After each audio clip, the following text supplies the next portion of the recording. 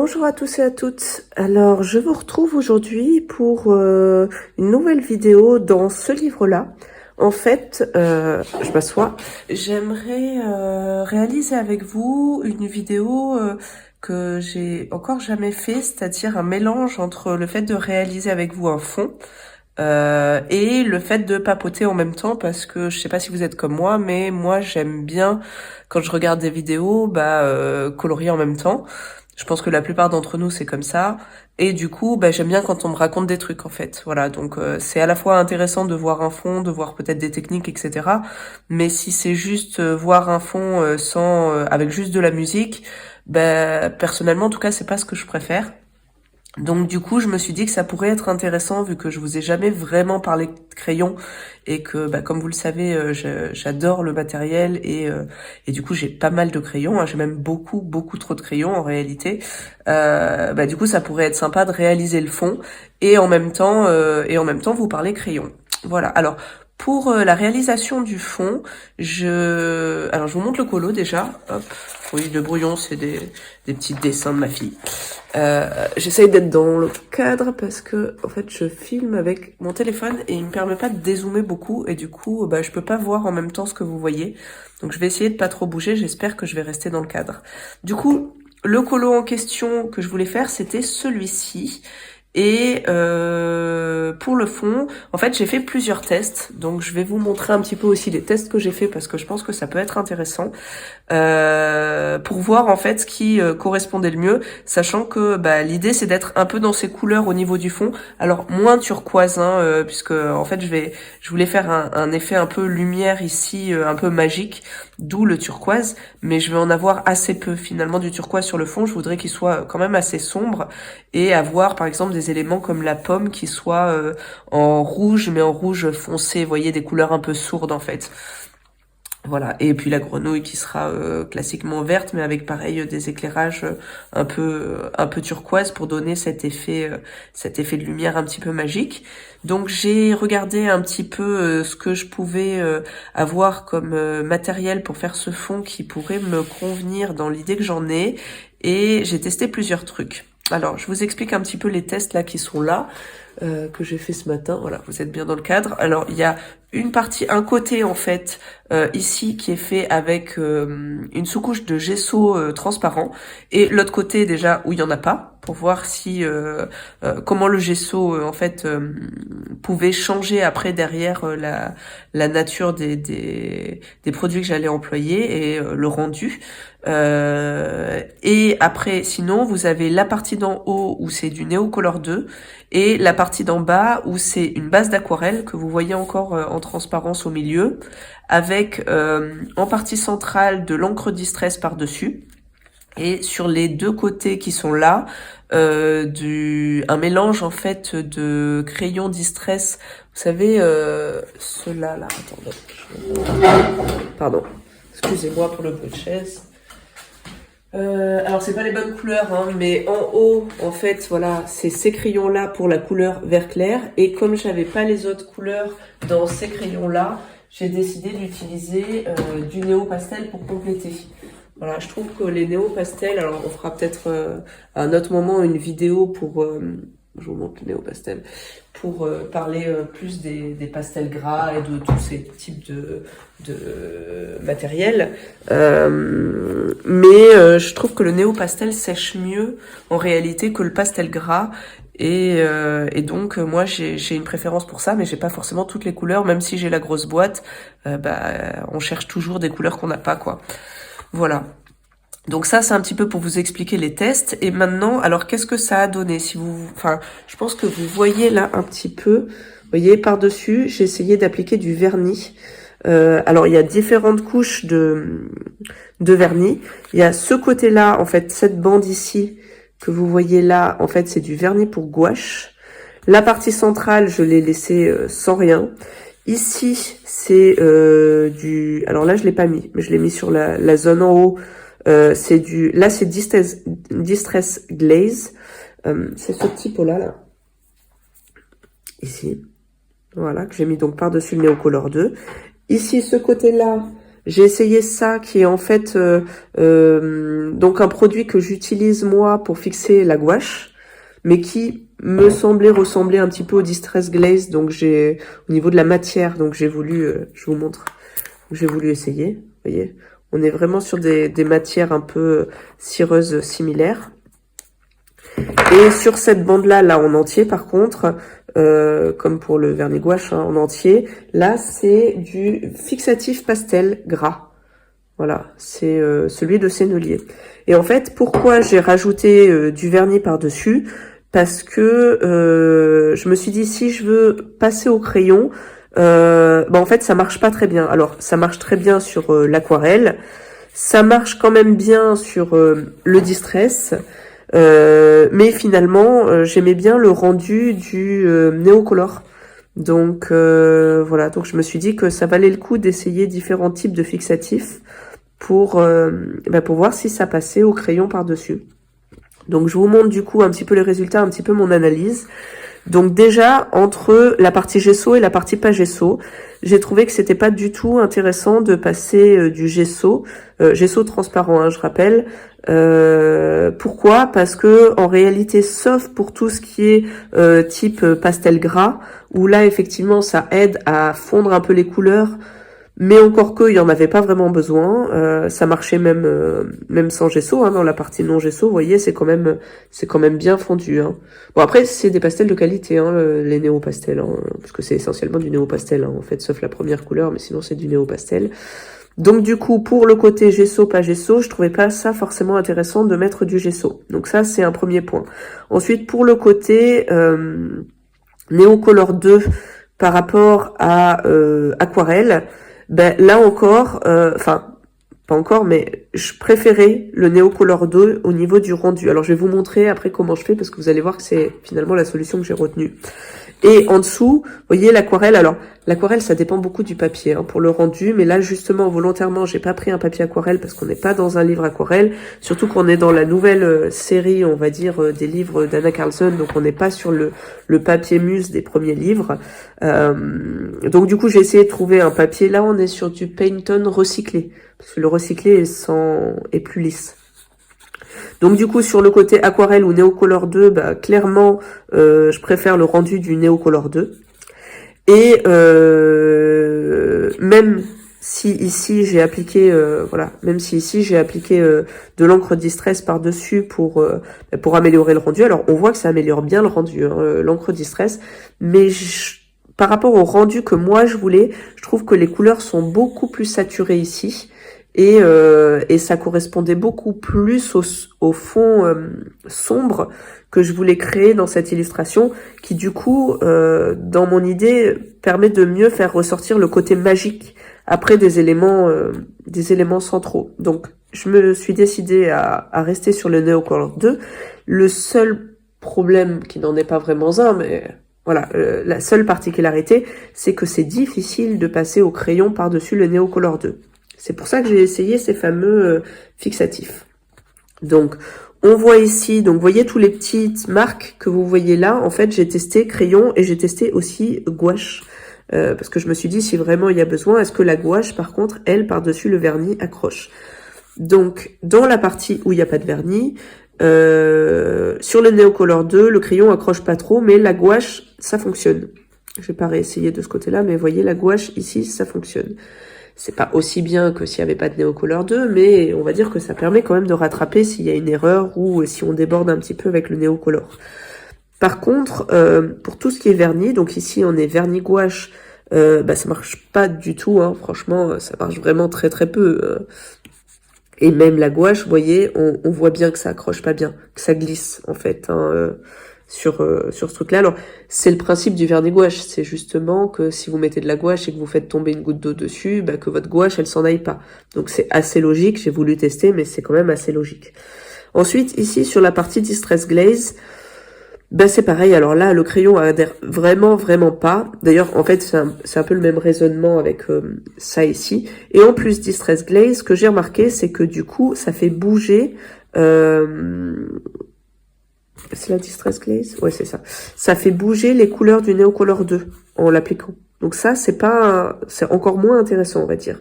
Dans cette partie-là, avec voilà ce médium jacquard, les couleurs ne bougent pas trop. Elles bougent un tout petit peu, parce que j'en avais sur mon éponge, mais elles bougent pas trop.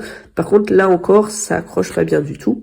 Et par contre, finalement, ce qui, moi, m'a semblé le meilleur résultat, c'est ici le vernis pastel, parce que, oui, c'est pas pareil que de dessiner au crayon s'il n'y avait pas de Neocolor 2, mais c'est encore là où ça accroche le mieux par rapport à un fixatif. Et je trouve que la gouache, elle, ressort pas mal. Voilà. Donc, au final de tous mes tests, ce que je préfère, c'est du coup sans gesso transparent, donc avec la page directe, avec du Neocolor 2 et éventuellement du fixatif gouache si je veux m'enlever ce côté un peu gras que peut garder le Neocolor 2 en fait à la fin. Voilà. Le résultat que je trouvais le plus intéressant, c'était ça. Ceci étant, comme le crayon marche quand même pas hyper bien sur le Neocolor 2, même si on met un fixatif, ben, ce que je vais faire en fait, c'est tout simplement passer le fluide de masquage, voilà, sur mon illustration de base, parce que comme ça, au moins, ça m'évitera d'avoir à mettre du crayon sur du Neocolor. Voilà, l'idée c'est de limiter un petit peu les risques. Donc je vous propose de commencer en faisant ça, et en même temps de commencer à parler crayon. Alors, pour le fluide de masquage, je vous l'ai déjà dit plein de fois, mais moi, celui que j'utilise, c'est celui-ci. J'étais avant au Schmink, mais celui-ci est moins cher et à mon sens tout aussi efficace. Le seul inconvénient, c'est que le Schmink, j'avais le bleu et que celui-ci, bah, il se voit moins, en fait, quand on l'applique. Pardon, il est un peu chiant à ouvrir. Hop là, voilà. Alors oui, autre précision que ça, par contre, je crois que je vous l'avais jamais dit, mais je préfère celui-ci aussi. Pourquoi? Parce que je suis restée un long moment sans m'en servir et il n'a pas bougé du tout. Il est toujours aussi efficace, alors que le Schmink, pardon, je suis encore un peu enrhumée, alors que le Schmink, j'avais acheté les petites bouteilles, vous savez, les toutes petites bouteilles avec un embout très très fin pour de précision. Et pourtant, il a collé quand même et il était devenu inutilisable. Donc, au vu du prix du Schmink, franchement, c'est... J'allais dire ça fout un peu les boules, mais ouais, en gros, le principe, c'est quand même ça. Hein. C'est pas terrible, je trouve. Donc vraiment, je vous conseille à 200% si vous devez acheter un fluide de masquage, de prendre celui de Winsor & Newton. Voilà. Donc ça, c'était pour on va dire la petite parenthèse de début de vidéo. Du coup, alors, on s'est dit qu'on allait parler un petit peu crayon. Je voulais vous en parler. Pourquoi? Parce que, ben, en fait, j'ai beaucoup de gammes de crayons. Et du coup, bah, ça me permet de faire un petit peu la comparaison, si vous voulez, d'avoir un avis un peu large, on va dire, sur la question, même si, comme tous ceux qui ont beaucoup de matériel, je n'utilise pas toujours tout, donc je les ai peut-être pas explorés à fond pour chaque gamme, mais par contre, je pense que bah, du coup, ça peut être quand même intéressant de vous en parler puisque j'ai beaucoup de gammes et que ça fait quand même un petit moment maintenant que je colorie, même si l'année qui vient de s'écouler, j'ai pas forcément colorié cette année. Donc, voilà. Mais du coup, alors justement, comme j'ai pas tellement colorié cette année, je vérifie quand même que vous êtes dans le cadre. Ouais, c'est bon. Comme j'ai pas tellement colorié cette année, ben, j'ai aussi décidé de me séparer de certaines gammes, celles que j'aimais le moins, et c'est peut-être pas fini d'ailleurs au niveau du tri, puisqu'il y en a d'autres pour lesquelles j'hésite en fait, et du coup c'est finalement aussi intéressant de vous parler des crayons que j'aime bien, que de vous parler des crayons dont j'ai fait le choix de me séparer en fait, voilà. Du coup, alors pour commencer un petit peu crayon, alors comme support on va dire pour mon propos, j'ai pris avec moi voilà ce petit carnet là qui est en format A5, qui est un classeur en fait, dans lequel j'ai mes différents nuanciers, et nuanciers que j'ai en fait, que j'ai classé par nombre de crayons par gamme. Parce que ça, pour moi, c'est un critère assez important. J'aime pas trop les gammes de crayons où il n'y a pas trop de crayons. Pourquoi? Parce qu'en fait, chez moi, ils sont organisés par trousse, par trousse où il y a en général une, voire deux, voire du coup plusieurs gammes quand il n'y a pas beaucoup de crayons. Et je trouve ça plus pratique en fait, et pour éviter d'avoir aussi toujours les mêmes couleurs basiques, d'avoir des gammes où il y a beaucoup de crayons. Voilà, c'est ce que je préfère. Donc je les ai classés comme ça dans mon nuancier. Et d'ailleurs, petite parenthèse nuancier, en fait, j'ai cherché pendant longtemps une méthode, une organisation pour ranger mes crayons, enfin pour ranger mes nuanciers en fait, qui soit qui répondent à plusieurs critères. Le premier, c'est que moi j'aime bien le format A5. Voilà, c'est un format que j'aime bien. Je voulais pouvoir emporter mon nuancier dans ma trousse de crayons, l'avoir vraiment sous la main dans la trousse de crayons, mais je trouvais intéressant aussi d'avoir un endroit où j'ai tous mes nuanciers ensemble pour pouvoir choisir justement par rapport aux couleurs que j'avais en tête pour un colo, quelle gamme de crayons choisir. Au-delà des critères de texture par rapport au papier, ce genre de choses, quoi. On va dire vraiment pour pouvoir choisir les meilleures couleurs. Et c'était intéressant du coup d'avoir dans un même endroit. C'est pour ça que j'ai choisi en fait le format classeur, parce que du coup ça me permet d'avoir tout ensemble, mais en même temps si je décide de sortir une feuille, et de pouvoir la sortir, aussi en fait. Donc je trouve que le classeur est pas mal, mais par contre, je voulais pouvoir protéger mes feuilles quand je les mets dans mes trousses, parce que c'est quand même important que les nuanciers se tachent pas trop. Et du coup, j'ai aussi des petites pochettes plastiques là, comme ça. Voilà. Les petites pochettes plastiques, vous voyez peut-être pas, je vous montre ici, voilà, pour pouvoir les mettre dans ma trousse. La seule chose, c'est que ces petits classeurs-là que j'aime beaucoup, ils ont un percement qui correspond pas forcément aux feuilles plastiques. Voilà, donc ça c'est un peu le côté chiant, et j'ai pas trouvé de.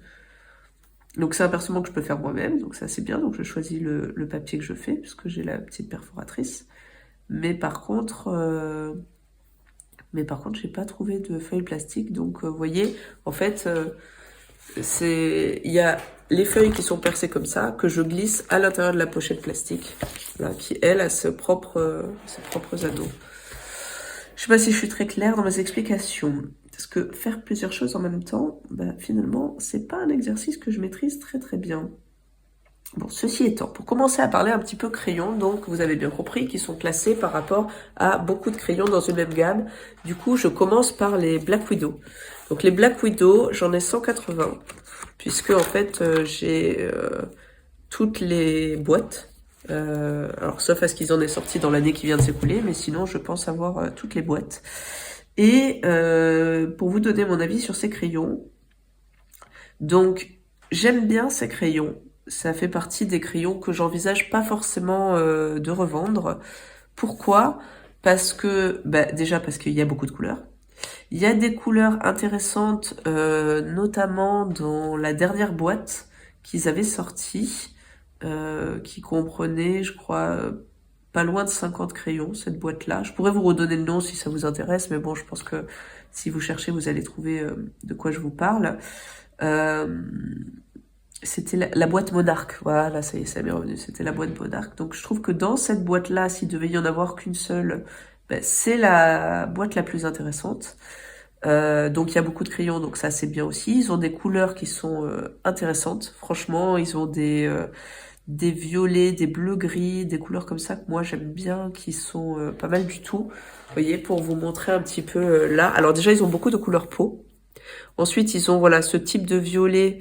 Ça, c'est sympa aussi, je trouve,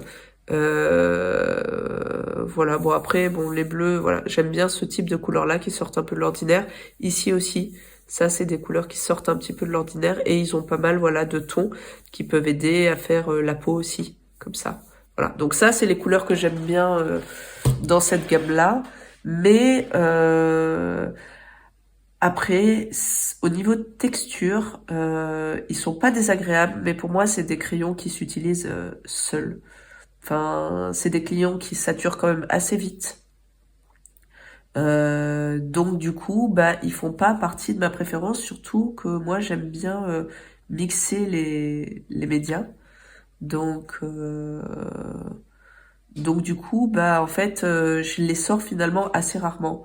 Je vais les sortir quand je veux faire que du crayon sur un colo, ce qui n'est pas si courant que ça pour moi. Et du coup, ben voilà, c'est pour moi c'est leur limite en fait à ces crayons-là. Donc je les conseillerais, oui, à quelqu'un qui veut beaucoup de couleurs, mais comme maintenant il y a les Brutfunner, ils sont pour moi mieux, enfin je les préfère, mais voilà, c'est pas testez-les sur la boîte Monarch si vous avez envie de les tester parce que je pense que c'est la meilleure boîte. Après ils sont chiants aussi. Ah oui, une petite particularité, mais pas des moindres. Bah, c'est qu'en fait, comme il y a eu plusieurs boîtes qui sont sorties au fur et à mesure, bah, en fait, déjà, ils ont pas tous le même aspect et ils sont pas tous facilement identifiables en termes de couleur. Parce que les premières boîtes, elles étaient pas forcément bien faites pour ça. Et du coup, bah ça, c'est pas génial, quoi. Franchement, il faudrait peut-être qu'un jour, ils ressortent toutes les couleurs, mais dans un format uniforme, ça serait plus joli et plus pratique surtout. Parce que bon, là, du côté joli, ça serait surtout plus pratique. Voilà ce que j'avais à vous dire pour ces crayons-là. Après, bah, l'idée là aujourd'hui, c'est de faire un résumé de toutes les couleurs, hein. On pourrait passer bien plus de temps à parler de chaque gamme séparément, mais c'est pas forcément comme ça que je vois la vidéo du jour. Et surtout, je suis même pas sûre de pouvoir arriver au bout de mes gammes de crayons en réalité parce que je parle beaucoup. Et du coup, mince, j'ai pas laissé le trou. Là, il aurait fallu que je laisse le trou. C'est pas très grave. Vous voyez pourquoi des fois on dit que ça vaut le coup de pouvoir passer avec du crayon sur le déocolor? Ce que je vous disais tout à l'heure. C'est parce que si on fait une petite bêtise comme ça, bon du coup je pourrais passer avec la gouache. Ça. Et en plus là je le passe vraiment, j'ai pas envie d'y passer 3 heures, donc je le passe vraiment à l'arrache. Voilà. D'ailleurs, petite parenthèse, vous voyez, j'ai fait les tests et du coup, j'ai les mains toutes tachées, hein, je suis désolée, ça part pas, hein, j'ai lavé, mais je me suis mis de l'encre Distress dessus. Et l'encre Distress, autant c'est une encre qui réagit à l'eau, autant c'est une encre qui part très très mal sur les mains quand vous vous en mettez dessus. Donc, et malheureusement, j'ai découvert que j'avais des encres Distress qui fuyaient. Alors, pourtant, mes encres Distress, ça fait des années que je les ai, j'avais jamais eu aucun problème. Alors, est-ce que c'est pas moi qui les ai mal entreposées, puisque en fait, elles sont dans mon salon, donc à portée de main, mais du coup, elles sont pas très loin de la cheminée, et du coup, bah, là, c'est l'hiver, donc on l'allume.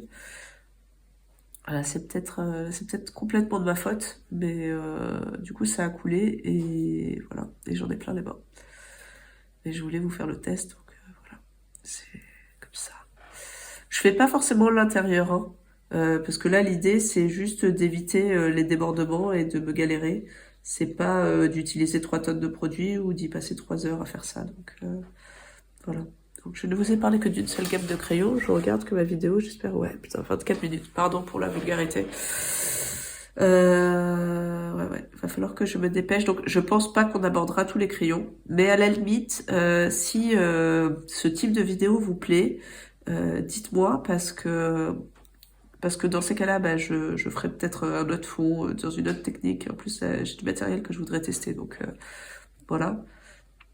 Et comme ça, je continuerai mon blabla crayon ou autre matériel, je me suis dit, hein, parce que effectivement, ça peut être on va dire, un type de vidéo, si elle vous plaît, que je pourrais décliner sur d'autres produits. Voilà. Donc là, d'ailleurs, vous voyez, c'est pas forcément intéressant pour vous de voir ce que je fais. Au niveau application drawing gum, c'est pas... Il y a rien de fantastique, ça vous intéressera plus le fond. Mais du coup, c'est pas mal de parler crayon. Et puis comme ça, vous pouvez colorier en même temps, faire du crochet. Hein. Moi aussi, je me mets un peu au crochet en ce moment. Enfin, j'essaye.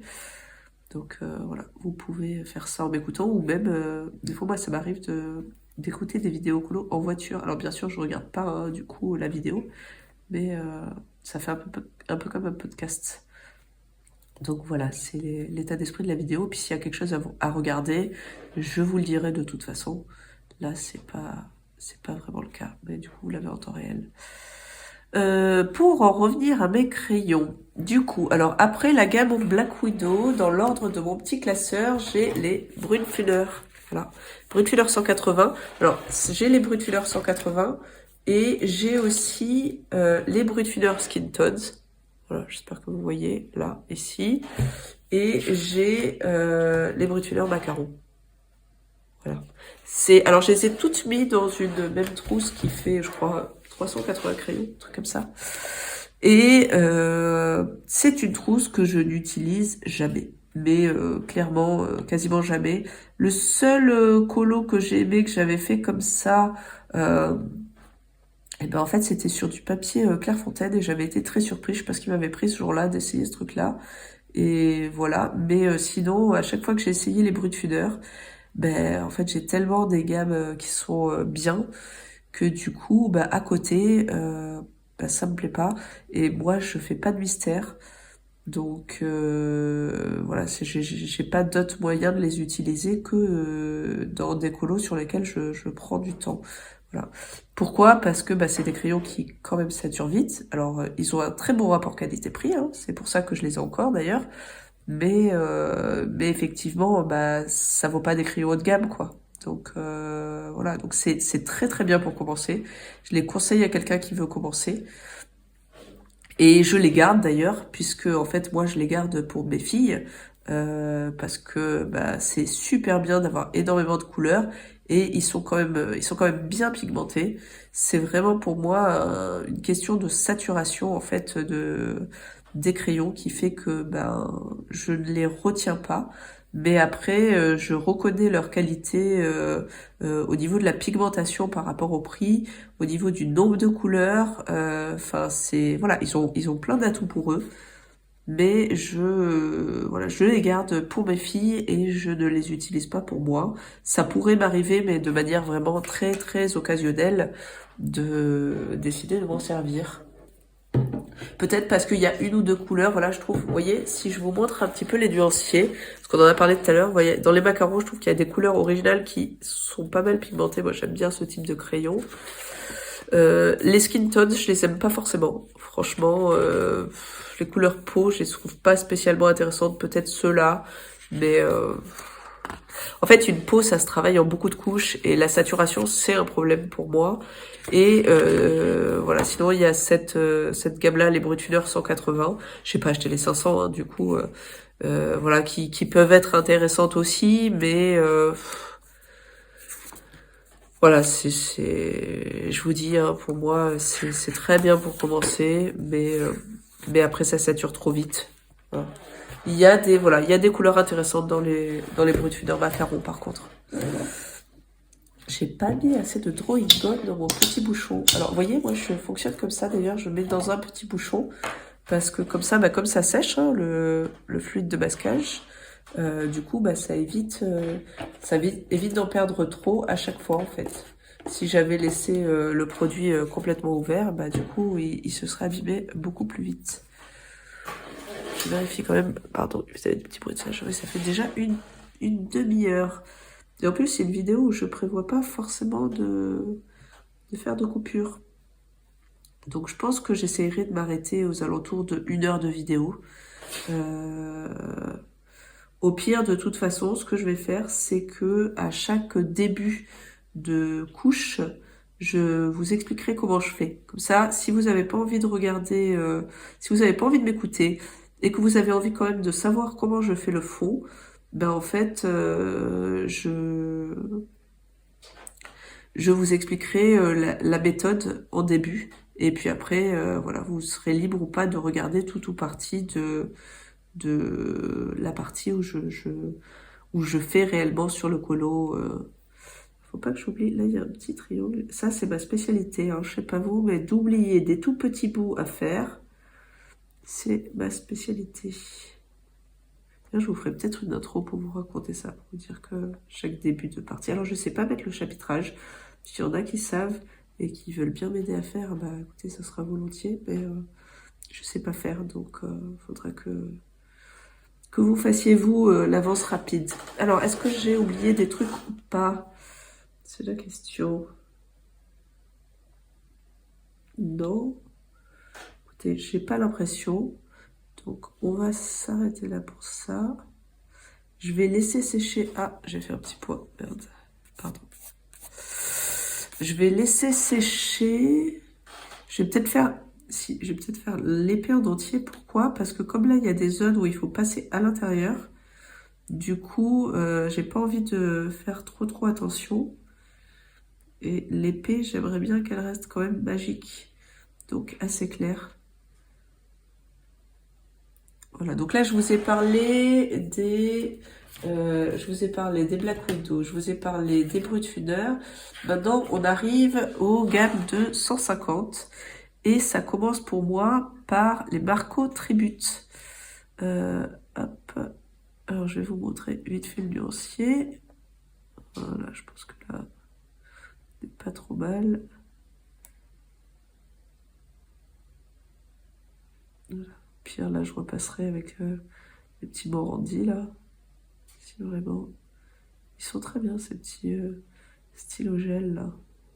Morandi, pardon, on est bientôt l'heure de manger. J'ai le ventre qui gargouille. Est-ce qu'il y a d'autres parties où je veux pas... Ouais, pas aller trop près ici. J'essaye d'aller un petit peu plus loin, là où les zones sont fines. Voilà, sachant que le Neocolor 2, bon, on maîtrise quand même assez bien ce qu'on fait, hein. Donc, bon, là, c'est... j'ai envie de dire c'est une précaution, mais normalement, il n'y a pas trop de problèmes, on déborde pas trop non plus, hein. Mais je préfère ne pas avoir à faire trop attention. Voilà, voilà. Hop, je rentre un petit peu au milieu. Hop, hop. Voilà. Il y a des parties, vous voyez, qui sont déjà collées.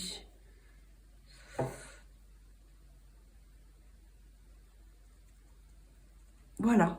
Bon, bah écoutez, ça c'est pas mal. Donc je vais hop, laisser sécher mon truc. C'est l'avantage des pinceaux silicone là. Et comme je vous ai dit, pinceaux silicone, je vous conseille de prendre de la bonne qualité que de les acheter sur AliExpress, Temu ou autre. Parce que bon, peut-être qu'il en existe de bonne qualité chez eux aussi.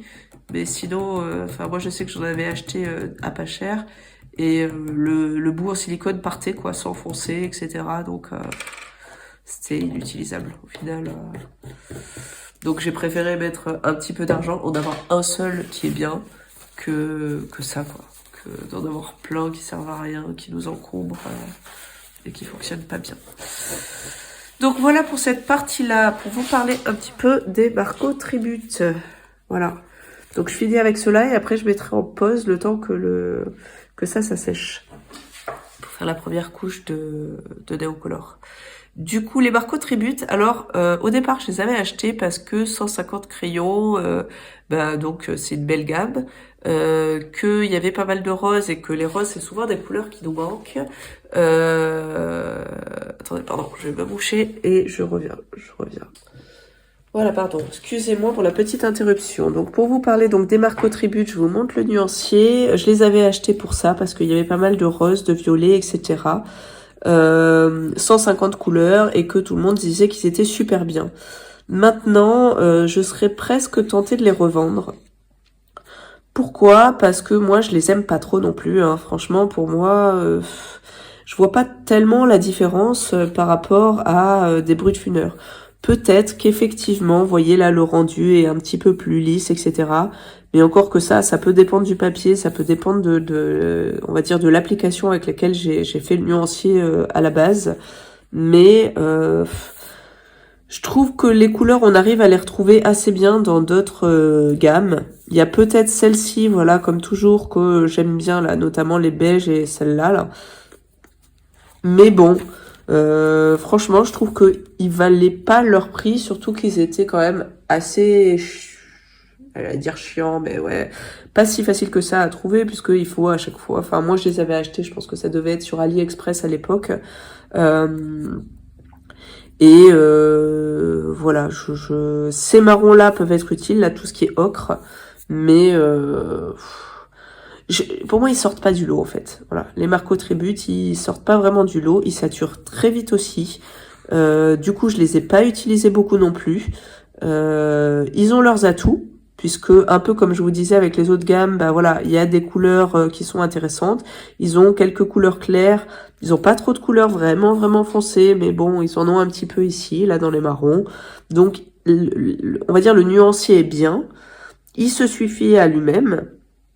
Même s'il n'y a pas de... Enfin, il y a un peu de rouge, mais bon, c'est pas... Voilà. Mais après, pour moi, je les classe quand même un peu dans la même catégorie que des moyennes gammes, en fait, hein, comme les Black Widow, comme les Brut-Thunder. Voilà, pour moi, ils dépassent pas le stade de la moyenne gamme, clairement. Et les couleurs, elles sont intéressantes, mais vous voyez, je les trouve plus riches dans les Black Widow, à la limite. J'ai une préférence pour les Black Widow par rapport au Marco Tribute.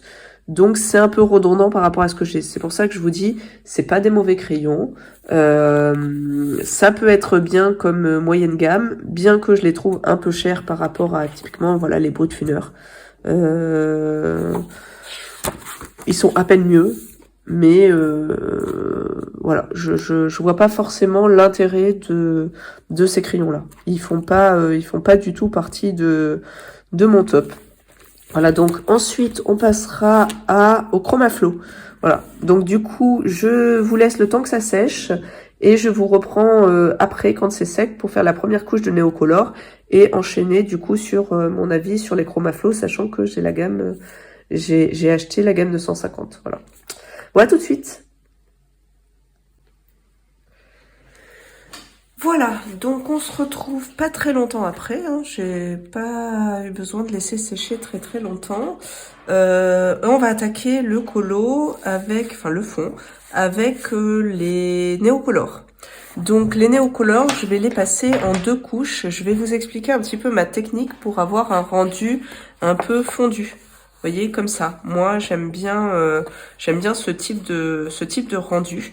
Et pour ça, il faut 2 couches, mais il faut surtout une technique un petit peu particulière que j'avais... Alors, je crois que je vous en avais déjà parlé, mais je suis pas sûre de vous avoir fait un fond comme ça.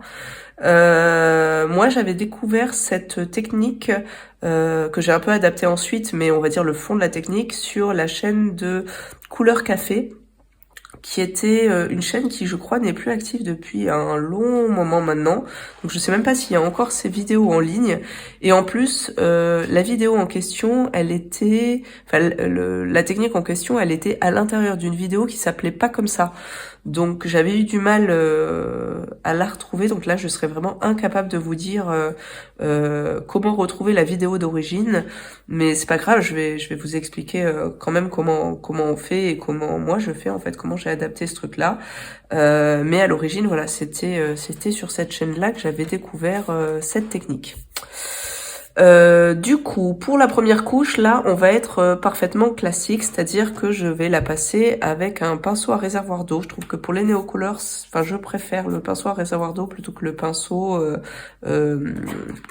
classique, là, hein, comme ça, parce qu'il dégage de l'eau au fur et à mesure et c'est important d'avoir beaucoup d'eau pour le néocolor. D'où la question que je m'étais posée au départ de me dire est-ce que le gesso ça peut être bien ou pas. Mais en fait, le gesso, pour revenir au test d'origine, je trouve qu'on voit plus, alors bon là c'est la deuxième couche donc vous voyez moins, mais ça glissait plus, ça glissait trop, du coup les pigments bougeaient trop en fait, ils restaient pas forcément là où je les avais mis. Donc c'est pour ça que avec le néocolor en tout cas, le gesso, je trouve pas ça forcément intéressant. Au niveau des couleurs, donc du coup on va mettre un tout petit peu de vert jade dans le champ. Ouais, c'est bon. Un tout petit peu de vert jade, comme je vous disais, vraiment dans ces parties-là. Ensuite, je vais passer à cette couleur-là que vous n'avez peut-être pas, parce que je crois que c'est une couleur qui ne se fait plus. C'est le vert anglais foncé. C'est le 729. Là, je vous ai pas donné le numéro d'ailleurs. Vert jade, c'est le 211. Donc ensuite, on va passer au 729. Par contre, je vous ai sorti 2 alternatives si vous n'avez pas celui-là et que vous aimez bien les couleurs. Il y en a une un peu plus bleutée. Donc c'est le bleu verdâtre, c'est le 190. Ils font partie de la grande boîte, hein. Et peut-être même de petites, mais en tout cas ils font partie de la grande. Ou si vous voulez un fond un peu plus vert, dans ces cas-là vous avez le dark green, c'est le 229. Moi j'aimais bien celui-ci parce qu'en fait il est entre les deux, vous voyez, il est légèrement bleuté mais pas trop non plus. C'est pour ça que j'avais retenu celui-ci. Maintenant les deux autres sont pas très éloignés en couleur, hein. Je peux comprendre qu'effectivement ils fassent plus la couleur en question, mais je vais utiliser celui-là. Le vert jade, je l'ai perdu. Il est où le petit vert jade? Pardon, il est où? Il se cache. Mais alors, il a disparu? Ah, il est là. Voilà. Alors maintenant, il faut que je vérifie que je suis de nouveau dans le cadre. Voilà, c'est un peu chiant de devoir se lever tout le temps. Bon, en tout cas, voilà. Donc, première couleur, deuxième couleur. Et ensuite, j'ai pris une couleur que j'adore. C'est le bleu indigo. C'est le 139 que j'utilise beaucoup hein, quand je fais du néocolor, pardon. Alors, pourquoi cette couleur-là? J'avais hésité avec du gris de Pain. Mais parce que je me suis dit que ça a un ton un peu plus chaud. En fait, que si c'était du gris, et que comme je veux le marier après derrière avec du rouge, voire du bordeaux, ben finalement d'avoir cette couleur-là qui est un peu violacée, hein, parce que bon c'est indigo, mais je trouve que c'est une couleur qui tire un peu sur le violet, bah c'était pas mal en fait. Voilà. Et la dernière couleur, c'est le noir. Voilà, tout simplement. Donc ça, c'est les 4 couleurs qu'on va utiliser pour les 2 couches. Ensuite, j'ai protégé, donc vous voyez, le colo d'à côté comme ça, avec ce scotch-là, qui est le scotch Craftelier, que je trouve très bien parce que il abîme pas la page, en fait, il colle pas trop, mais suffisamment. Et derrière, surtout, voilà, mettre beaucoup de papier derrière. Donc, pour revenir à notre histoire de crayons, nous étions sur les Chromaflow. Donc, vous voyez, si j'ai acheté la boîte de 150, c'est que les Chromaflow, je les aime bien, en fait. Je les aime bien, puisque j'avais, en fait, la boîte de 72, et j'ai quand même acheté la boîte de 150. Alors pourquoi je les aime bien? Je les aime bien parce que déjà parce qu'il y a 150 couleurs, donc ça vous avez bien compris que pour moi ça reste un critère important.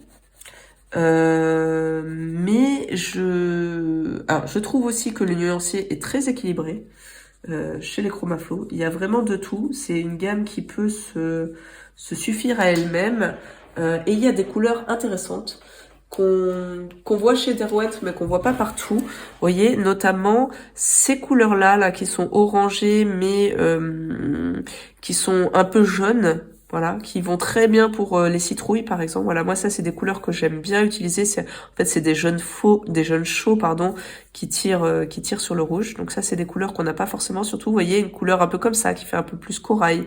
Voilà, il y a pas mal de couleurs qui sortent de l'ordinaire. Il y a vraiment tout ce qu'il faut dans tout. Il n'y a pas de manque pour moi. Il y a des couleurs qui sont très foncées. Donc voilà, il y a ces couleurs ocre qui sont très utiles aussi. Il y a des verts qui sont très naturels. Voilà, contrairement aux crayons qui sont entrée de gamme, je trouve que les couleurs sont plus naturelles. Et ça, c'est aussi ce qui peut faire la différence entre des crayons entrée de gamme par rapport à des crayons qui sont plus chers en fait, hein, tout simplement. Donc voilà, ça fait partie des critères que j'aime bien.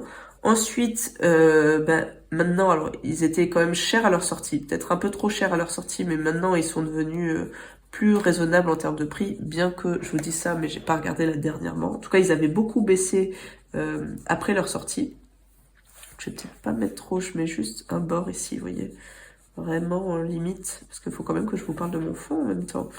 Hein. Donc le néocolor, bon ça vous le savez parce que toutes les filles, je vais dire, ou les garçons même, hein, qui présentent des fonds en néocolor, vous le diront, il faut pas hésiter à mettre beaucoup de matière. C'est clairement, c'est ce qui va faire une grosse part de la différence entre un fond néocolore qui est réussi ou pas, et pas hésiter à faire 2 couches. En attendant bien sûr que la première couche soit bien sèche.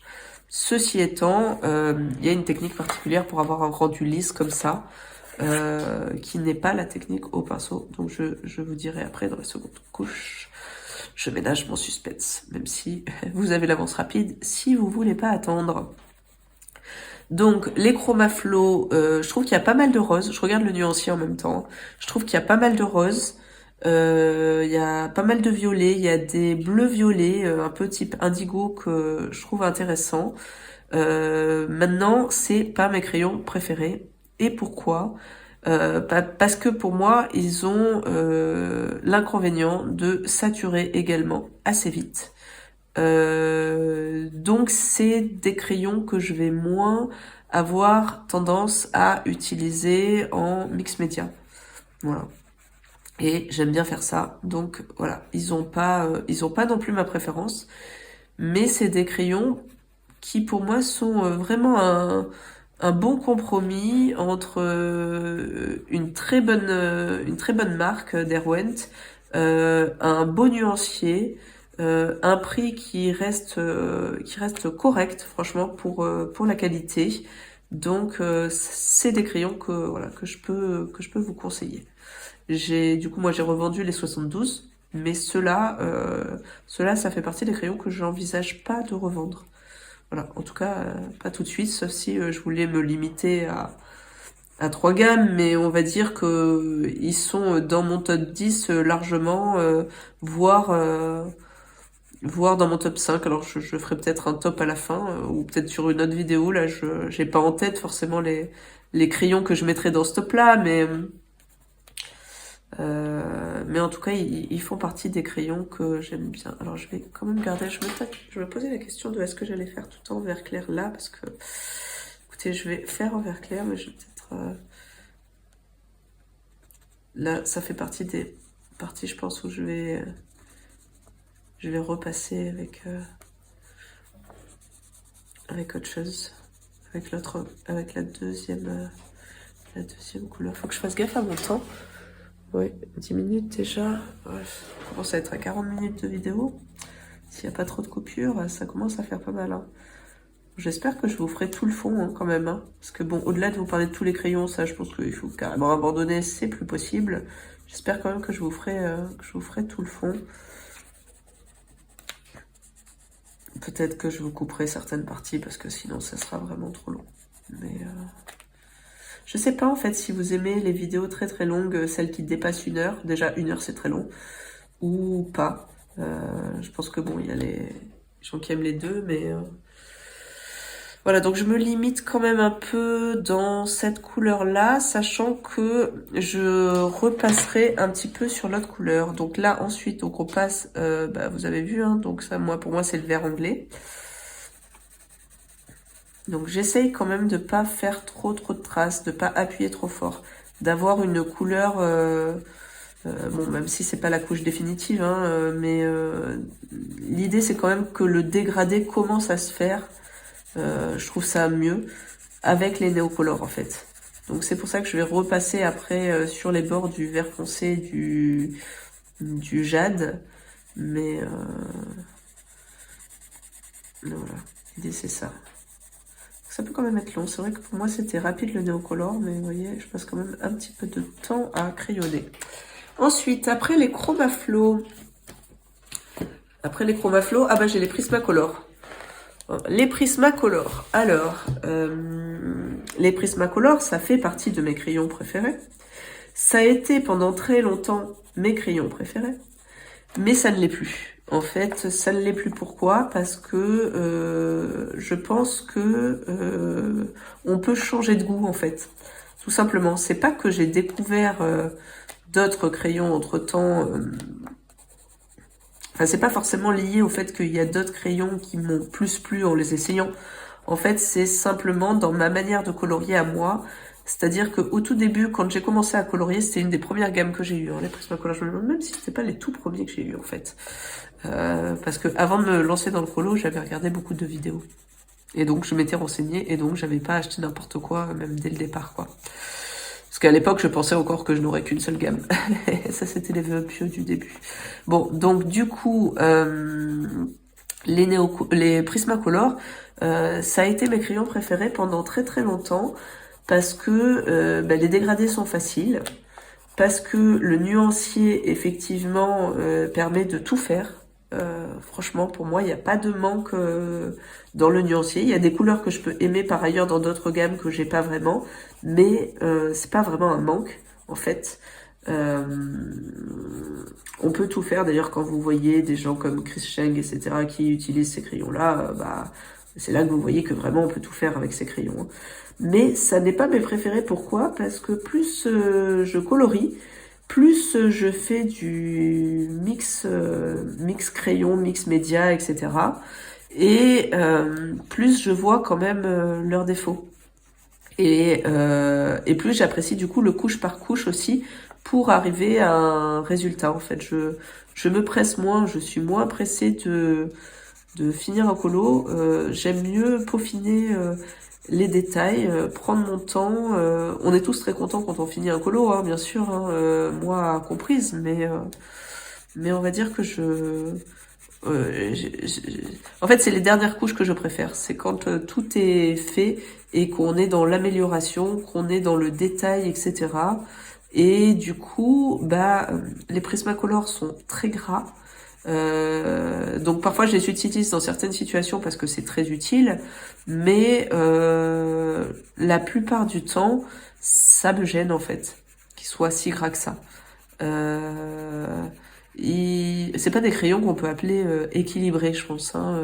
C'est des crayons très particuliers, les plus gras qui existent. Hein. Franchement, je pense pouvoir le dire sans risque. Les plus gras qui existent. Et du coup, bon, c'est utile, mais ça entraîne aussi certaines limites, en fait. Parce que on va quand même plus vite saturer le papier, bien que pour des crayons gras, ce soit pas ceux qui saturent le plus vite. Il faut faire attention, en fait. C'est la manière dont on les applique. Il faut faire attention à pas trop appuyer, en fait, pour pas saturer trop vite le papier. Mais ça, je veux dire, c'est un peu vrai d'une manière générale. Hein. Rien de fou dans ce que je vous dis,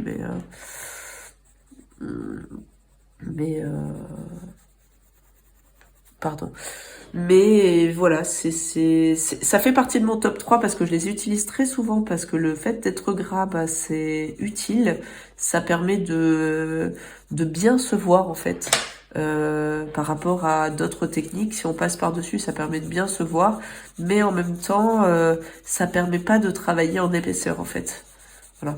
Et quand on veut faire des choses un peu plus fines, ou qu'on veut s'y reprendre à plusieurs fois parce qu'on n'a pas super bien étudié son truc au départ, voilà, ça peut être la limite de ces crayons-là. Et après, au niveau de la texture, et là c'est vraiment très très personnel, finalement, les crayons gras, maintenant c'est plus ce que je préfère. Voilà. Mais ça c'est très personnel, et comme je vous dis, en plus d'être très personnel, ça évolue avec le temps. Ça n'a pas toujours été mon cas. C'est très longtemps mes crayons préférés, et voilà, je comprends tout à fait que ce soit les crayons préférés de quelqu'un. Alors j'essaie de réfléchir en même temps à mon colo, jusqu'où je vais dans mon verre. Parce que c'est peut-être pas encore vraiment le moment de passer à l'indigo. Je vais peut-être avancer un peu. Parce que où est-ce que je veux vraiment créer la lumière, en fait, c'est ça. Là, l'indigo, je le ferai peut-être là, en fait. Vous voyez. Si je devais passer... Voilà, hop. On va faire comme ça on va délimiter un peu les zones en question. Voilà, on va faire comme ça. Ça, je pense que c'est pas mal. Donc tout ça, du coup, c'est du vert. Donc vous voyez, j'ai pas appuyé beaucoup. Hein. Le but, c'est que ce trait-là, il se voit pas. Hein. C'est juste pour moi, pour avancer un peu plus vite. Et surtout, c'est un peu comme des fois, je mets les... D'abord, naturellement, je fais d'abord les crayons plus foncés et ensuite les plus clairs, sauf quand je veux mettre de la lumière quelque part, pour pas l'oublier, pour pas dépasser dessus, et je mets d'abord la lumière, en fait. C'est le seul cas de figure où je fais l'inverse et où je commence par le plus clair pour arriver au plus foncé. Et là, c'est un peu l'idée, c'est de pas, puisque finalement ma lumière c'est mon vert, hein, c'est de pas dépasser en fait de ma zone. Et cette couche-là, en fait, elle donne les indications pour la couche d'après. Donc même si c'est pas la couche définitive, même s'il va y avoir des marques, etc., mieux on l'a réussi et mieux après derrière on arrive, vous voyez, je déborde un tout petit peu là pour vraiment pas qu'on voit la ligne, le mieux on arrive derrière à fondre nos couleurs et avoir un beau rendu. Attention parce que des fois quand on passe la main sur le néocolor, ça s'en met un peu sur la main et après si on touche d'autres affaires, type le nuancier, on peut s'en mettre dessus aussi. Je regarde le temps, je vois pas la batterie. Je m'inquiète un peu du niveau de batterie. Et à mon avis, après cette couche-là, je vais aller manger, je vais charger mon téléphone. Parce que sinon, ça va pas le faire. Voilà, hop, hop.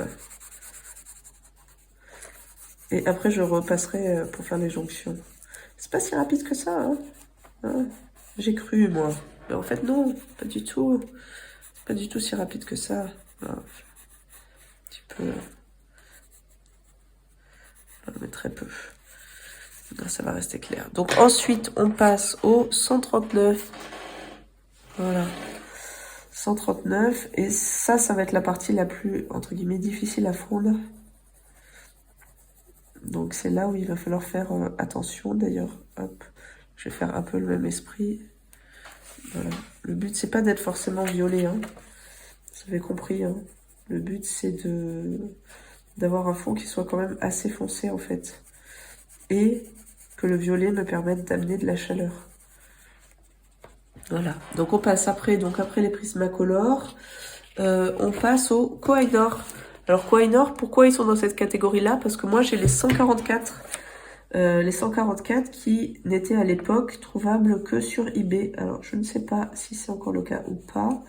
J'ai jamais eu les 72 en fait. J'aime bien acheter direct les gammes complètes. Donc, quitte à les revendre si elles me plaisent pas. Hein. Le matériel de Beaux-Arts, ça se revend assez bien, surtout quand il est neuf. C'est un risque que je prends, en fait, hein, tout simplement. Et donc, j'ai acheté les 144, surtout que entre les 144 par rapport à la gamme de 72, en fait, il y a beaucoup plus de rose. Vous voyez, je vous remontre un peu le nuancier. Il y a beaucoup de rose quand même. Alors que dans la gamme de 72, il n'y en a presque pas. Les roses, c'est un peu ce qui nous manque.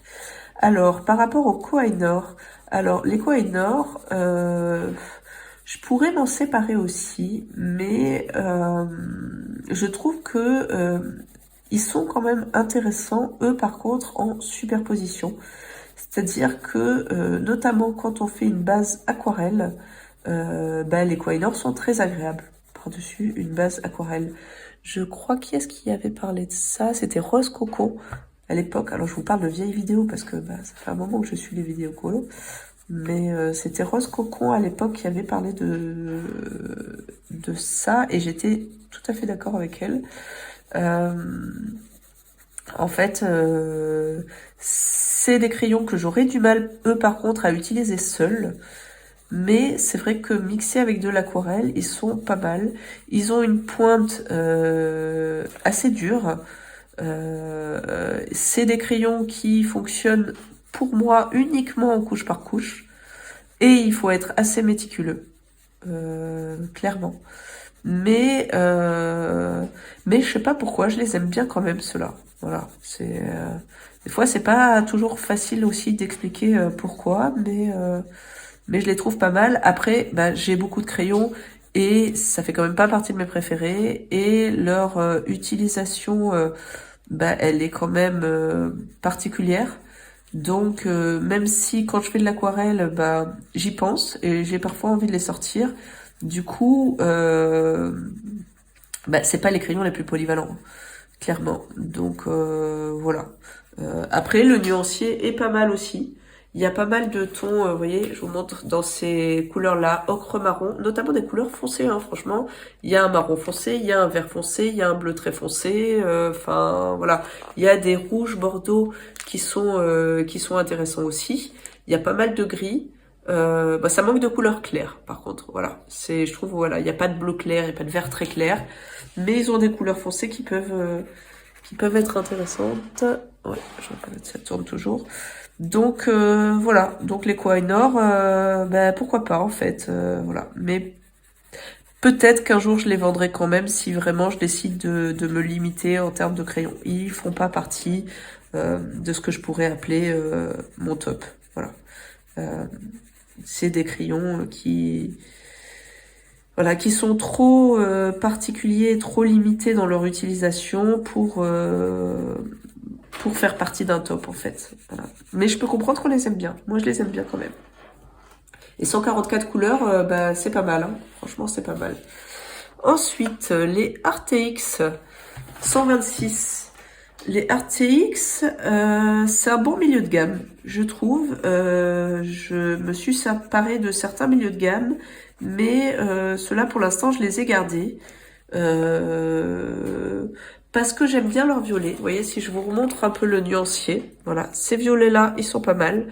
Les bleus, je les trouve pas si intéressants que ça, bien que ici, on a des bleus un peu marins qui sont pas mal. Voilà, bon, les verts sont pas méga intéressants. J'aime bien ceux-là parce qu'ils sont plus naturels. Les ocres, ça manque d'ocre clair, pour moi. Hein. Voilà. Parce que là, on est dans le jaune. Alors, il y a limite celui-là, mais... ouais, pour moi, ça manque un peu d'ocre clair. Donc, c'est pas nécessairement un nuancier qui me satisfait à 100% malgré le fait qu'il y ait quand même 126 couleurs. Donc, normalement, on devrait être capable d'être pas mal en termes de nuancier. Je vais un petit peu plus loin, finalement. Bon, pas trop non plus. C'est juste pour casser un peu la ligne. Ah, je trouve que là, j'ai des démarcations un peu trop nettes. Et je vais mettre le noir. Et vous avez compris, je veux que mon fond soit foncé. Donc, je vais pas hésiter à aller un petit peu loin quand même avec mon noir. Surtout que comme on pousse des couleurs claires aux couleurs foncées, ben, du coup, on a tendance à pas forcément garder beaucoup de vrais foncés, en fait. D'où aussi la deuxième couche pour rééquilibrer un petit peu, à la fois pour affiner et à la fois pour rééquilibrer aussi les couleurs. Donc je vais un petit peu loin avec le noir. Donc les Arctics, voilà. Après, qu'est-ce que je peux en dire d'autre bah voilà, comme tous les milieux de gamme, ils saturent quand même assez vite. Donc de la même manière, ils font pas partie de mon top.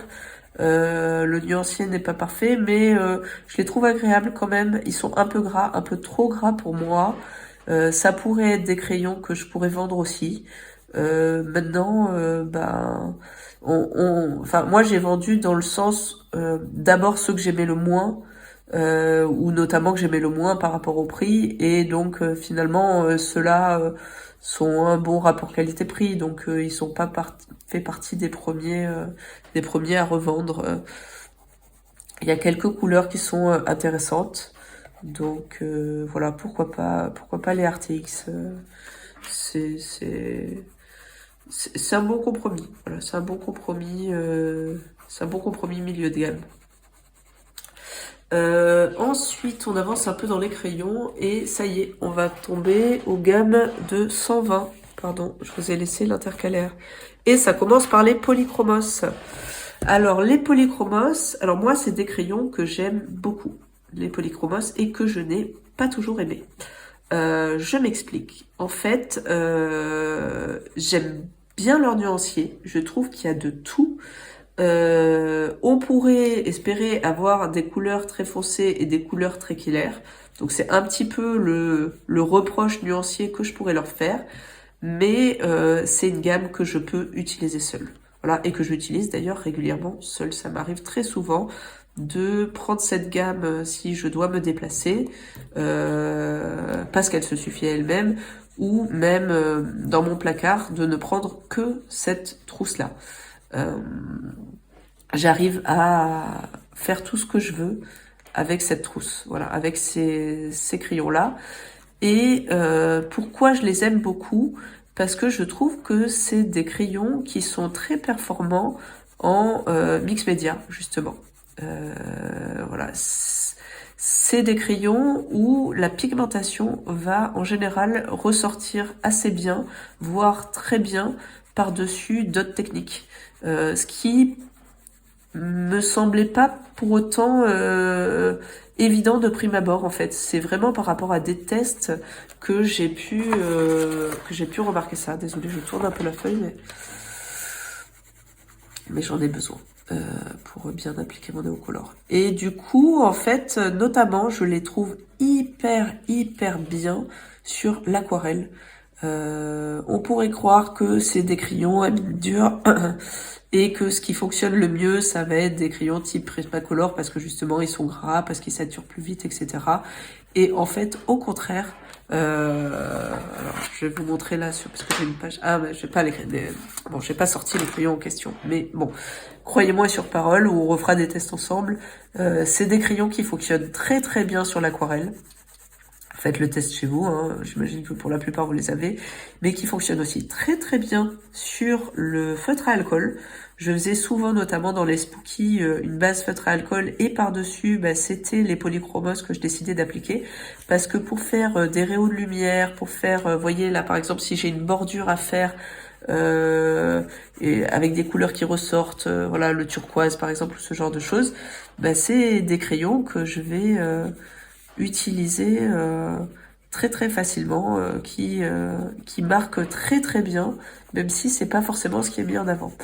Et après, bah, c'est des crayons qui sont très bien sûr, pour faire tout ce qui est effet poil, etc., qui s'usent pas vite, qui sont faciles à trouver, qui, même si on peut dire qu'ils sont chers pour des crayons vraiment artistes, et pour le coup là c'est le cas, bah, sont pas finalement si chers que ça, hein. On n'est pas sur le prix des Luminance ou des Lightfast, hein. Il y a une vraie grosse différence de prix. C'est une gamme quand même de 120 par rapport à ces crayons-là, justement. Donc voilà, moi j'aime beaucoup les polychromos. Alors après, là où je ne les utilise pas par contre, c'est si je dois faire un crayon avec, enfin un coloriage avec uniquement du crayon, ben effectivement là par contre c'est pas vers ces crayons-là que je vais me tourner parce que ben il faut faire du couche par couche. Et que c'est long en fait au polychromos et que j'ai pas forcément la patience. Donc moi je suis une fan de mix média, donc je les utilise très souvent. Mais par contre, c'est voilà, ça peut être long, ça peut être très long si vous n'utilisez que cela. Après, il y a certains papiers où je trouve qu'ils passent très bien. Là, comme ça, je saurais pas vous dire. J'en ai pas en tête en fait, mais ça vaut toujours le coup quand vous avez un peu des papiers difficiles de tester si le polychromos fonctionne, parce que il est souvent surprenant à ce niveau-là, le polychromos. Voilà. Bah écoutez, est-ce que j'ai autre chose à vous dire sur les polychromos? Non, ça fait vraiment, pour le coup, ils font vraiment partie de mon top 3. Et si je devais garder que 3 gammes, par exemple, eh ben, je garderai les polychromos dans le lot. Je garderai aussi les Prismacolor, hein, comme on s'est dit tout à l'heure. Pourquoi? Parce que, bah, en fait, ils sont très complémentaires les deux, hein. Je les utilise pas du tout dans les mêmes circonstances. Et donc, du coup, s'il fallait faire un choix et ne garder que 3 gammes, et ben en fait, Polychromos et Prismacolor, c'est pas pour rien qu'on en parle. Ça serait vraiment des gammes que je garderais parce que utiles dans différentes circonstances. Voilà, tout simplement. Tac, ça n'a pas encore coupé. On vient à bout de cette couche de Neocolor. On vient à bout de mon discours sur les polychromos. Donc écoutez, ce que je vais faire, c'est que remarquez, il faudrait quand même que je passe la couche d'eau. Je vais juste faire un point sur la batterie pour voir s'il faut que je charge ou si ça reste de couper. Mais en tout cas, voilà, vous voyez, pour la couche Neocolor, on est bon pour la première couche. On peut passer à l'eau. Voilà, je regarde juste la batterie. Bon, il me reste plus beaucoup de batterie, mais l'eau, c'est la partie rapide, surtout que c'est une première couche. Donc, je vais essayer de le faire vite fait, et comme ça, on laisse ça sécher. Après, on mange, on charge le téléphone, et voilà. Et puis, la vidéo, je vais essayer de faire en sorte qu'elle aille vite. Du coup, maintenant, on en est au Nioni 120. Les Nioni, ben, je vous le dis direct, je les ai revendus. Voilà, je les ai revendus. Alors, je passe en petits ronds, hein, comme ça. comme beaucoup de monde, de la couleur claire à la couleur foncée. Donc sur cette couche-là, il n'y a pas de grande différence par rapport, dans ma technique, on va dire, par rapport à ce que peuvent faire d'autres personnes. Voilà, je passe en petits ronds. Il va y avoir des traces à la fin, c'est normal. J'essaye de faire par secteur, en fait, hein, si vous voulez. Voilà, là, ça, c'est pas bon. Parce que là, du coup, j'ai mis du foncé là où je voulais pas. Je vais faire le bas de la page. Voilà. Donc, ce qu'il faut, c'est... Voilà. C'est normalement, idéalement, de faire des petits ronds et d'avancer par couleur. Mais comme je vous dis, c'est pas la couche définitive. Donc, faut pas s'inquiéter des traces hein, à ce stade. Voilà. Ça va partir. Et puis, il va manquer par endroit aussi de pigmentation. C'est normal aussi. C'est pas un problème. Donc, pour en revenir aux gnoni, donc les gnoni, je les ai revendus. Pourquoi parce que déjà, j'ai trouvé qu'ils sentaient mauvais. Qu'ils sentaient vraiment le chimique. Alors, je sais qu'il y a des gens qui les adorent. Bon, est-ce qu'il y a des différences suivant les lots? Peut-être aussi, hein, je sais pas. Est-ce que j'ai eu un lot qui était peut-être pas particulièrement réussi? Mais je ne leur ai vu aucun intérêt. Clairement, j'avais déjà beaucoup de gammes de crayons quand je les ai achetés. Donc, par rapport à ce que j'avais, j'ai pas vu d'intérêt. Donc, comme je vous disais, au niveau des inconvénients, par contre, que j'ai vu, je trouve que les couleurs, elles font un peu artificielles. Vous voyez, si je vous montre là, les violets, tout ça, enfin, c'est pas des couleurs naturelles. Hein. À la limite, on peut trouver des tons intéressants dans les bordeaux, mais voilà, je les ai ailleurs en fait, ceux-là. Donc, j'ai pas du tout vu d'intérêt au gnoni. Je trouvais que, comme tous les crayons entrée de gamme, parce que c'est des crayons entrée de gamme, ils saturent très vite. Donc là aussi, pas d'intérêt sur le nuancier, pas d'intérêt sur la texture. Trop gras pour moi, c'est pas ce que j'aime, mais je les trouve moins bien du coup que d'autres crayons gras, même d'entrée de gamme type Bruttuner. J'ai pas trop adhéré. Comme je vous dis, ils sentaient pas bon. Voilà, en fait, quitte à revendre des crayons, effectivement, moi, les gnoni, ça m'a pas plu, quoi. Il y a quelques couleurs peau qui sont intéressantes, mais comme tous les crayons qui saturent, ils sont pas pratiques pour faire des peaux.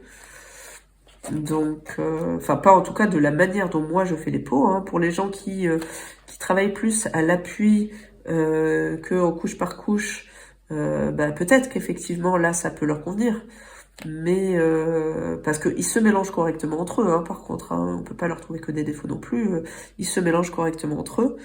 Mais voilà, moi les peaux, je les fais en couche par couche parce que c'est un truc que j'aime bien faire. J'aime bien y passer du temps. J'aime bien faire on va dire, une mise en couleur assez fine. Donc voilà, je vérifie toujours. J'ai toujours peur que la batterie coupe. Comme ça m'est déjà arrivé pendant que je faisais une vidéo et que ça ne fait pas de bip pour me prévenir, voilà, ça me fait toujours un petit peu peur ça.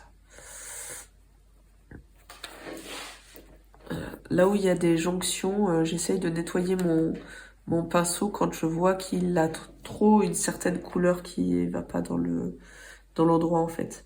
Faut essayer de rester un peu vigilant. Mais comme je vous dis, hein, là, des traces, il va y en avoir à cette couche-là, c'est normal. Faut le nettoyer de temps en temps. C'est pour ça que je vous voyais pas, mais j'ai ma serviette sur les genoux. Donc à chaque fois que vous me voyez enlever mon pinceau, en fait, c'est que je le nettoie, tout simplement. Donc là, je veux que ça se reste clair au niveau des bords. Je pense que j'aurais pu faire un peu plus foncé ici. Parce que là, j'ai vraiment fait trop clair et j'ai peur qu'après, par rapport à ma mise en couleur, ce soit pas ce que je veux, parce que je veux que ce soit les éléments qui soient lumineux et pas tant le fond. Et si les éléments se confondent avec le fond, c'est raté en fait. C'est pas l'effet escompté.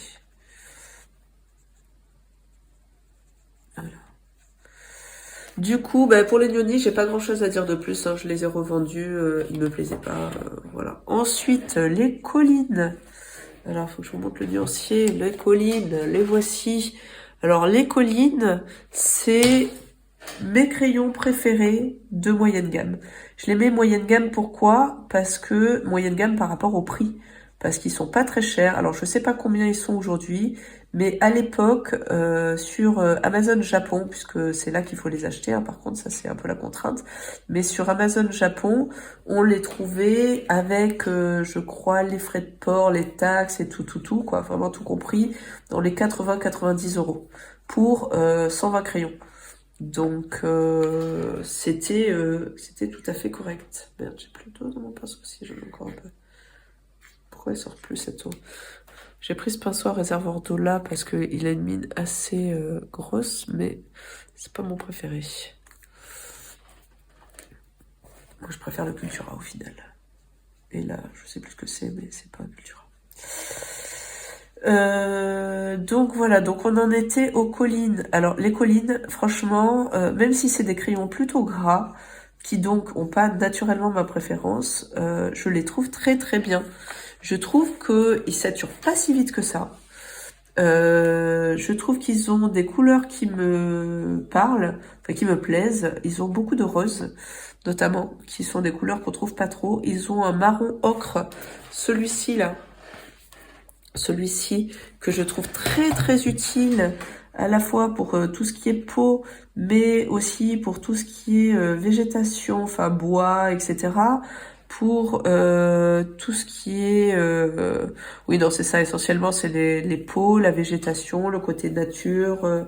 Voilà, je le trouve très bien, je les trouve très très bien, ces crayons-là. D'ailleurs, ce marron-là, alors en fait, la seule chose que je regrette, et c'est là où ça rejoint un peu leur côté pas haut de gamme, c'est que du coup, bah, on les trouve pas à l'unité.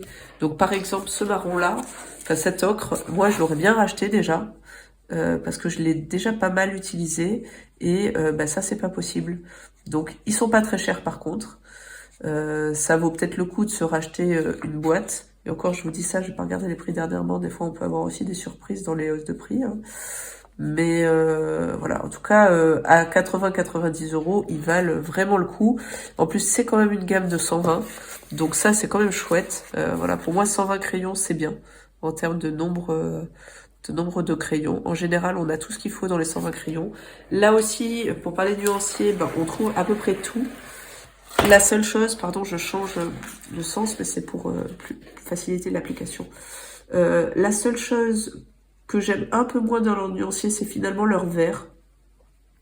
Je regarde en même temps, hein. Leur vert, ils ont un bleu clair, ils ont des couleurs très foncées, ils ont des beaux roses, des beaux rouges, enfin voilà, ils ont des violets intéressants, qui sont pas des violets trop artificiels comme on les voyait chez les Nioni par exemple.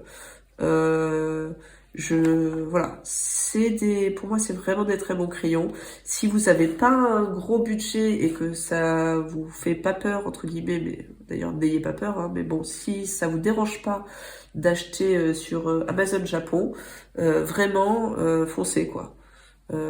Clairement, même moi qui aime les crayons qui sont pas trop gras, bah je trouve que ceux-là ils sont suffisamment bien équilibrés.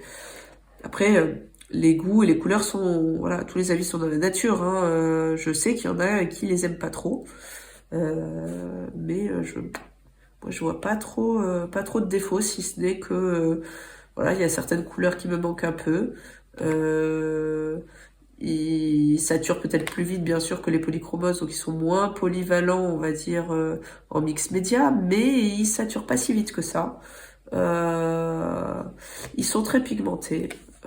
Le nuancier est bien. Enfin voilà, comme je vous disais, je trouve vraiment que c'est des crayons qui gagnent à être connus. Voilà, la seule chose, c'est pas pouvoir les acheter à l'unité, pas pouvoir les acheter en dehors d'une commande internationale.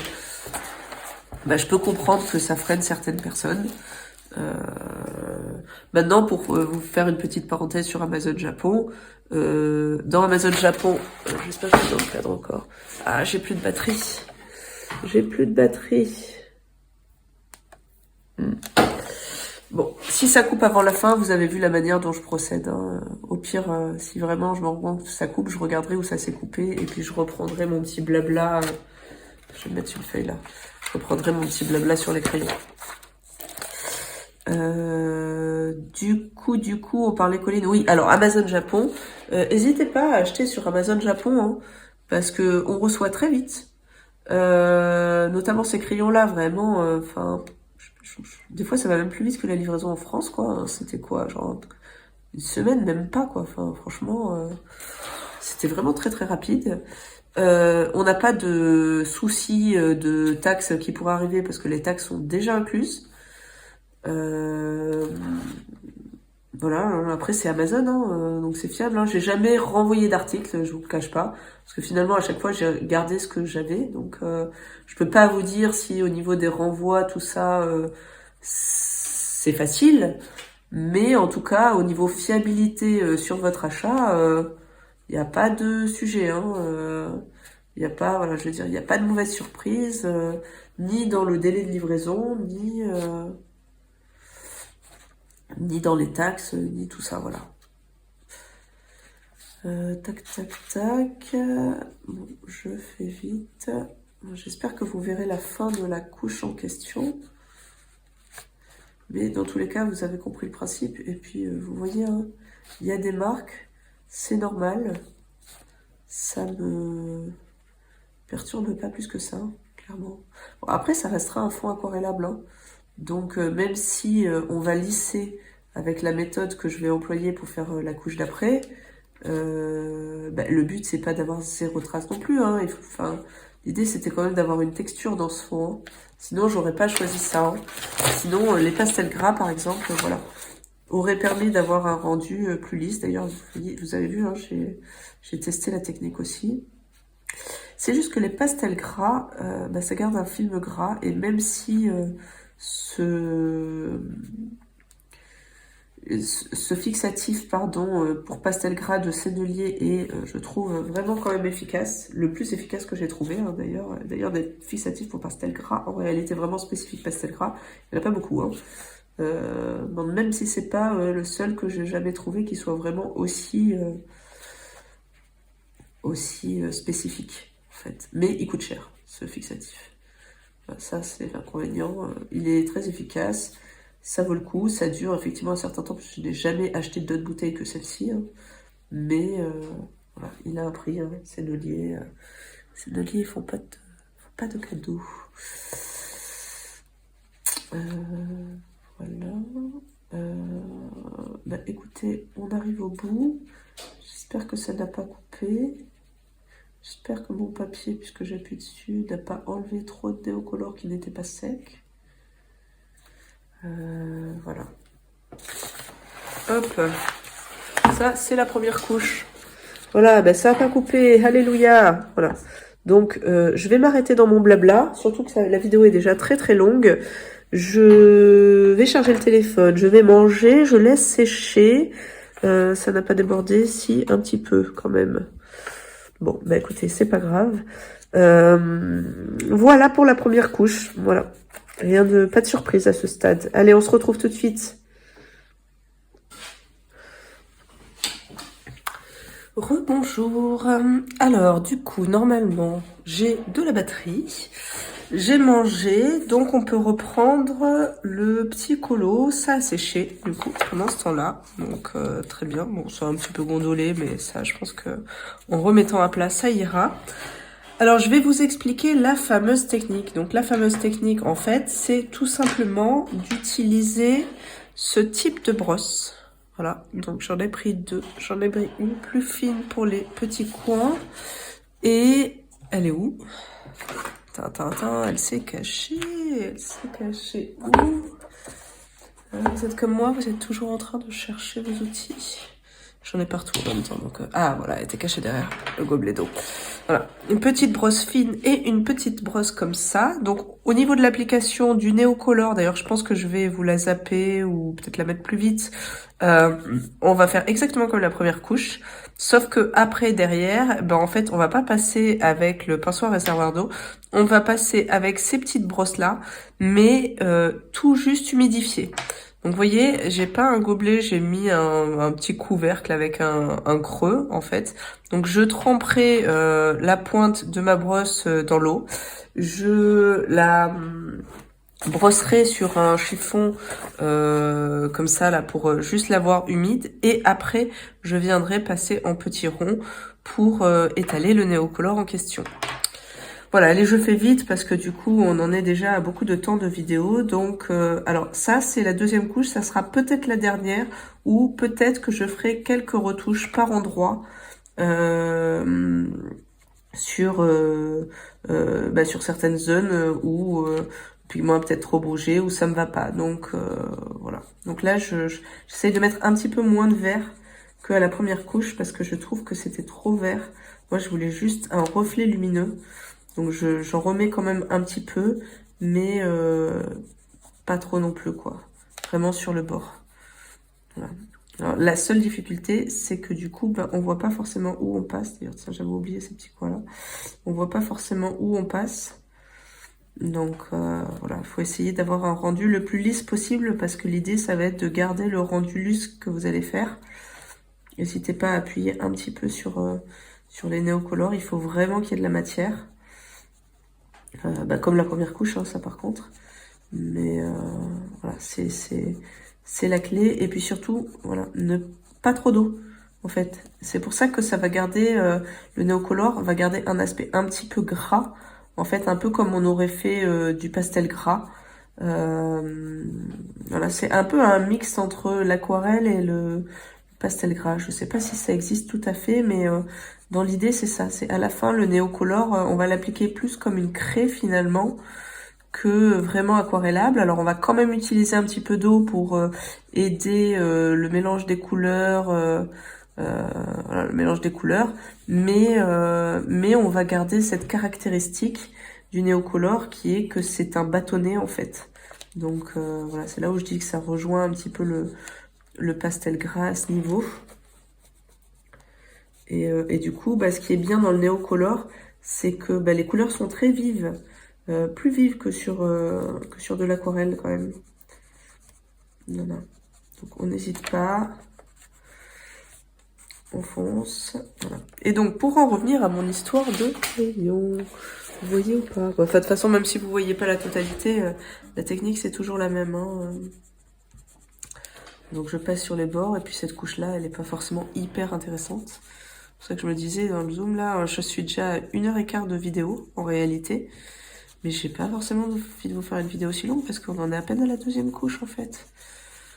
Donc voilà, vous l'avez en temps réel, mais du coup en temps réel, ça fait un peu long pour une vidéo je trouve.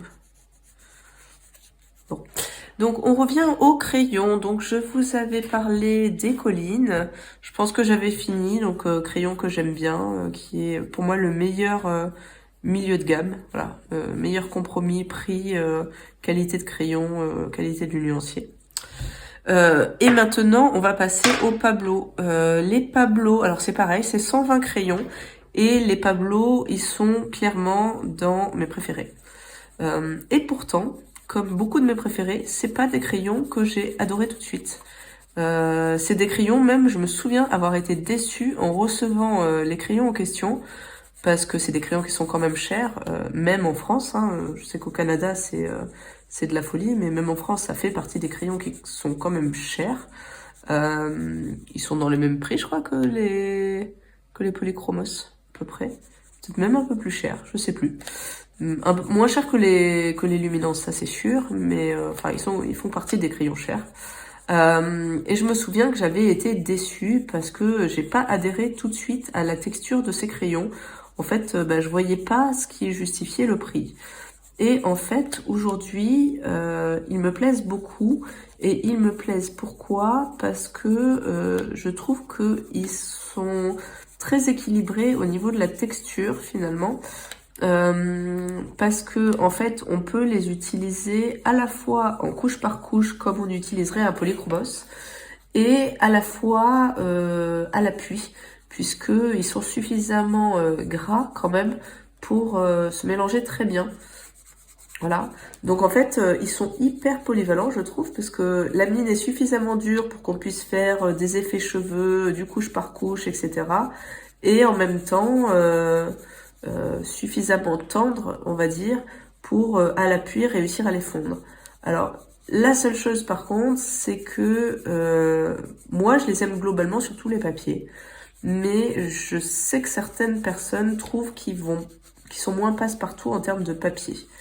Alors c'est peut-être les papiers que j'utilise. Moi, comme vous le savez, j'utilise beaucoup de PDF. Enfin, je fais du PDF essentiellement, donc je choisis mon papier. Donc c'est vrai que je prends plutôt des vrais papiers à dessin. Même s'il m'arrive de prendre du mix média. Hein. Mais on va dire que ça reste des papiers de qualité. Et peut-être qu'effectivement, sur des papiers qui sont de moins bonne qualité dans les livres, ils peuvent peut-être être un peu plus capricieux. Franchement, moi, clairement, je les utilise assez facilement sur tous les papiers. Hein. J'ai pas vraiment de souvenir d'un papier où je me sois dit, ah là, ça fonctionne pas, quoi. Voilà. Après, si on parle nuancier, je les trouve très, très intéressants en termes de nuancier sur tout ce qui est vert et marron. Voilà, c'est d'ailleurs quand j'ai des choses un peu naturelles à faire que je vais les sortir le plus facilement en fait. Parce que, regardez, je vous remonte le nuancier.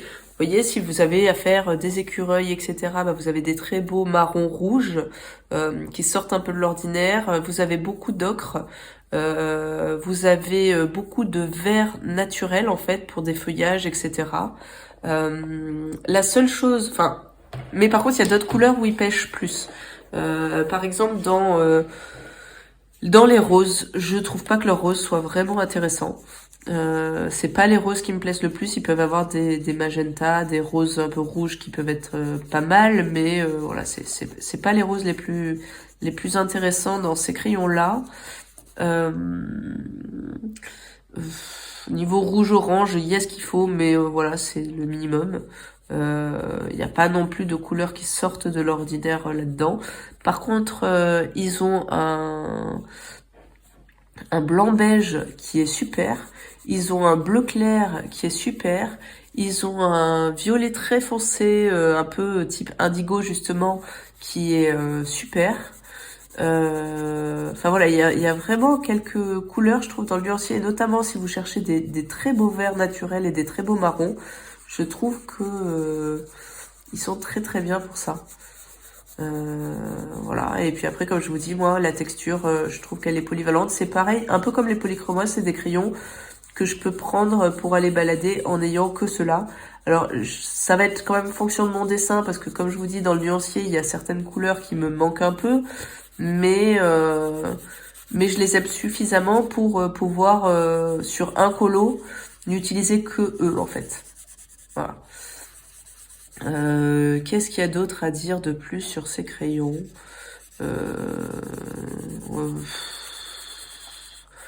Est-ce que ça fait partie de mon top 3? Alors du coup, je les retiendrai pas en top 3, mais je les retiendrai en top 5. Ouais, je les mettrais même peut-être même en quatrième, vous voyez. C'est vraiment des crayons que j'apprécie utiliser. Donc voilà, moi je vous les conseille. Après, bah ils sont chers, hein, ça c'est sûr. Mais voilà, je vous dis en 4 ou 5e gamme préférée, j'ai les Pablo et pourtant j'ai beaucoup de crayons. Voilà, voilà pour les Pablo.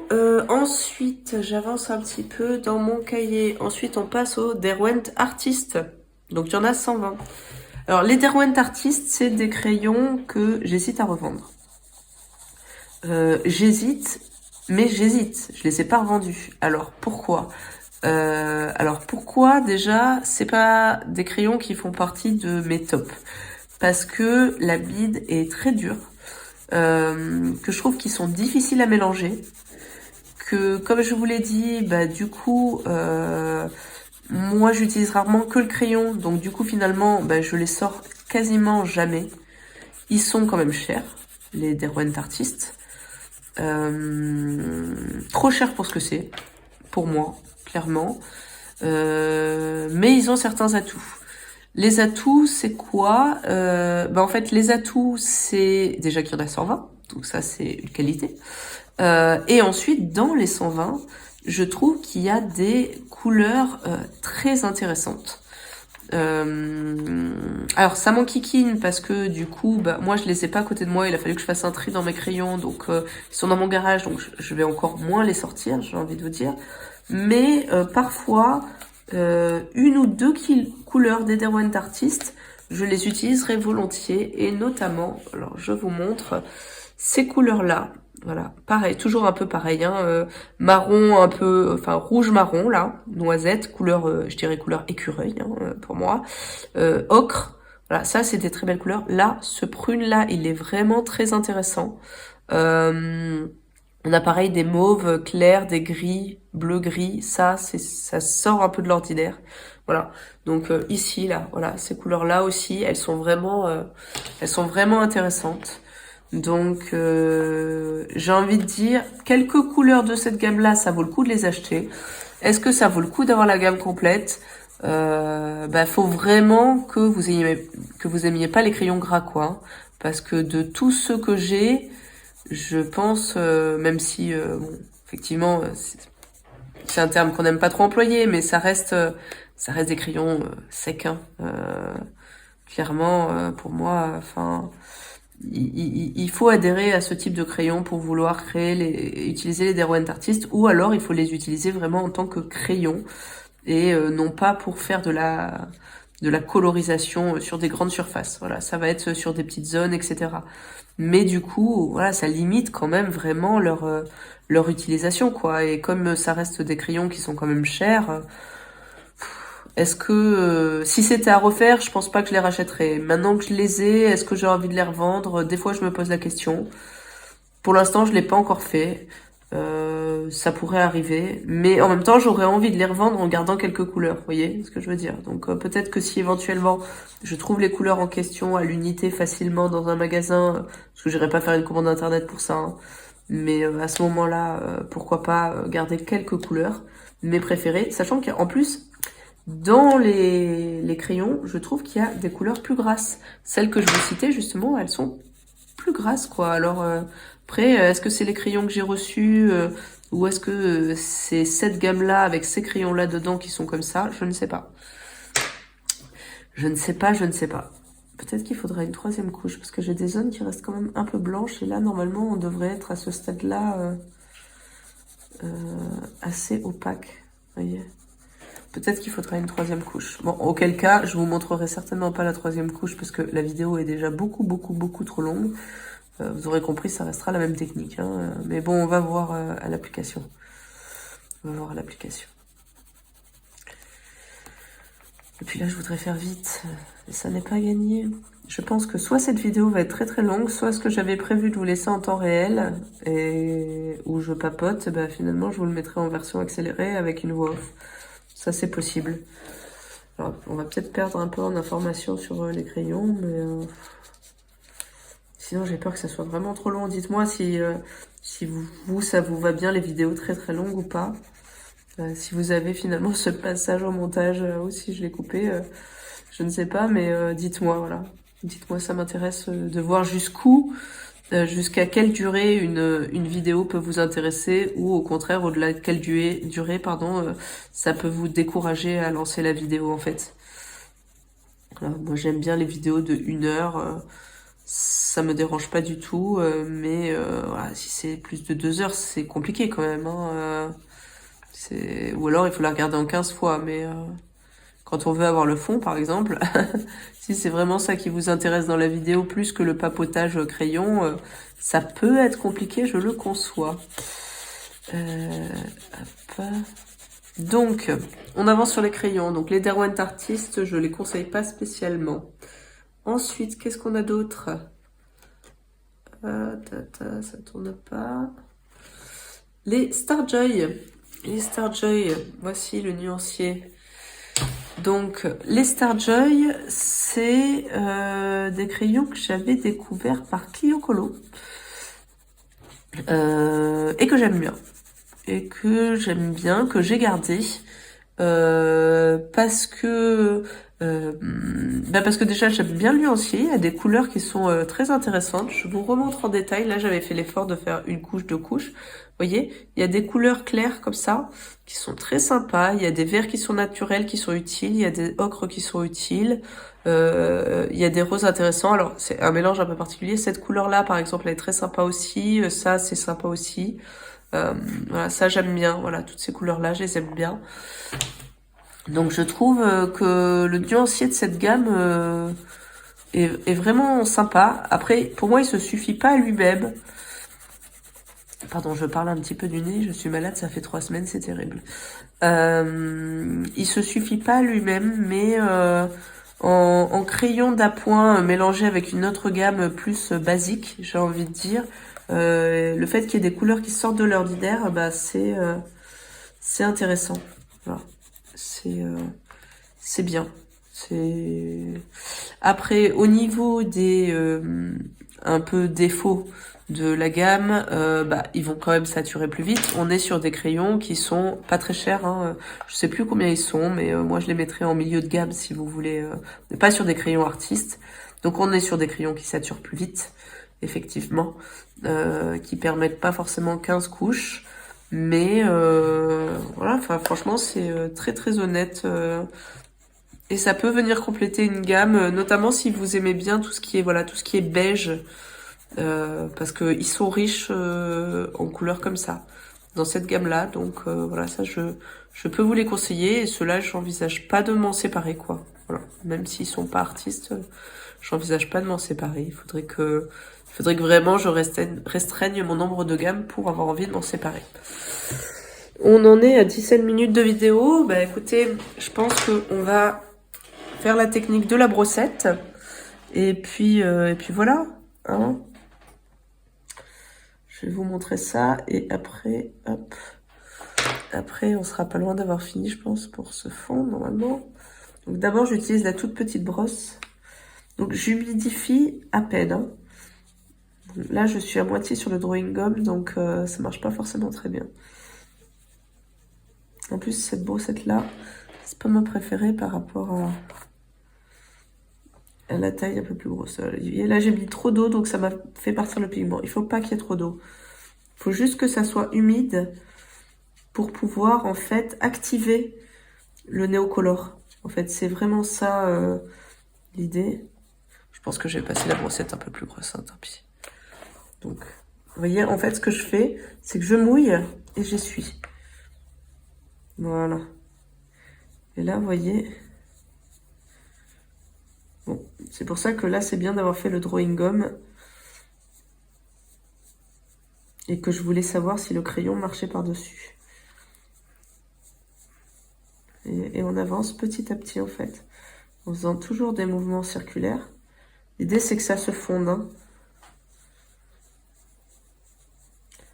Voilà. Et donc, vous voyez, ici, bon, déjà, c'est la deuxième couche. Mais aussi, on n'a pas de traces. Enfin, très peu. Voilà. Mais si c'est trop mouillé, ça va trop enlever de pigment, en fait. Donc, il faut trouver... Oh là là, voilà. Vous voyez pourquoi j'aurais dû aller plus loin? Bon, c'est pas grave, ma grenouille est verte. Et j'ai pris la brossette un peu plus grosse. Donc, voilà le risque. Mais bon, j'ai envie de dire, c'est pas grave, je saurai le rattraper. Vous, ça vous montre la technique. Donc, c'est pas très grave. Vous voyez, parfois, on peut être amené à retravailler dans les zones où il y a des démarcations. Parce que là, vous avez vu, je passe quand même d'un bleu à un violet foncé. Hein. Donc, je pense que j'aurais dépassé un peu sur le... Et de temps en temps, il faut que je frotte ma brosse pour enlever en fait la couleur foncée. Parce que sinon, je vais faire des mélanges qui sont non souhaitables. Donc comme toujours avec le néocolore, le plus difficile c'est l'application avec l'eau. Et là, bon, je suis dans la couverture, dans la reliure, donc c'est vraiment la partie la plus chiante, j'ai envie de dire. Donc de temps en temps, je mouille. J'espère que vous voyez bien. Est-ce que vous voyez tout? Vous voyez pas forcément mon pot d'eau, il est là. Voilà. On va le faire sur la grande zone. Au pire, si je dois couper les passages de cette vidéo parce qu'elle est trop longue, je pense que je garderai celui-là. Parce que c'est ce qui risque de vous intéresser le plus. Vous voyez, là, j'ai trop d'eau. Quand il y a trop d'eau, ça enlève du pigment. Donc c'est pour ça que je vous disais, parfois, il faut faire une 3e couche. Pas forcément complète, hein. D'ailleurs, même pas complète du tout. Mais pour retravailler certaines zones, là, c'est trop mouillé. C'est trop mouillé. En fait, c'est humide, mais pas mouillé, normalement. Qu'il faut... Hop, essayez de voir ce que vous voyez. Là, et on avance petit à petit.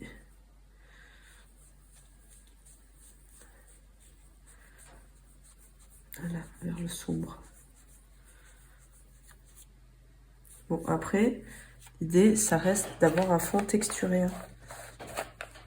Donc, pas de souci.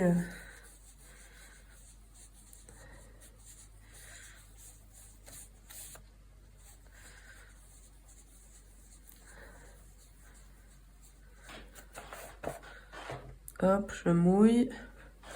Je frotte bien. Je sèche vraiment bien mon pinceau.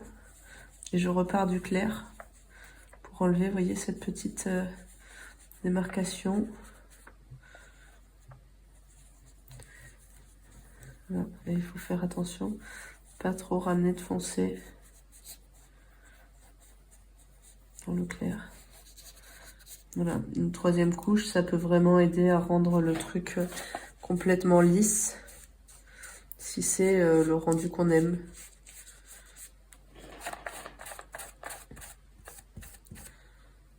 Hop, je remouille, je renettoie ma brossette. Je vais tourner le livre.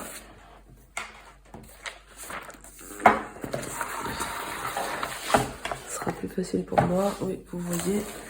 Donc hop. Vous voyez comme ça floute bien, j'ai envie de dire.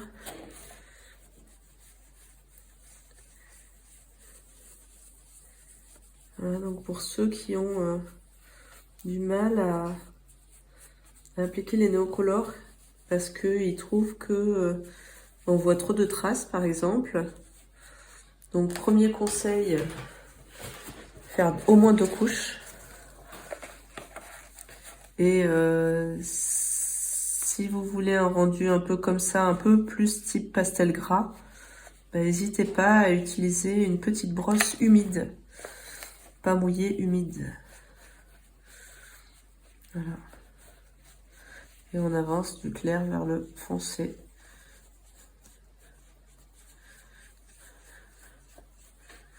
Je vous mettrai peut-être en accéléré, remarque. Parce que là, je suis un peu concentrée. Du coup, je vais avoir du mal à vous parler par les crayons. Surtout que je ne sais plus ce qu'il y avait comme gamme après. Je regarde, non, j'en étais au Starjoy. J'ai pas poussé...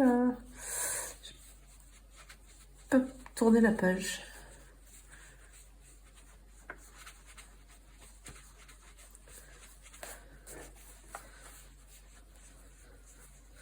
Voilà, ça garde quand même une petite texture. Mais on est plus dans du velouté, en fait. Je trouve. Moi, j'aime bien. J'aime bien ce côté un peu velouté. Vous voyez, je suis quand même très vert. Hein. Moi, je voulais un fond sombre. C'était pas tout à fait quand même ce que j'avais en tête. Peut-être que je referai une 3e couche pour refaire un petit arbitrage des couleurs.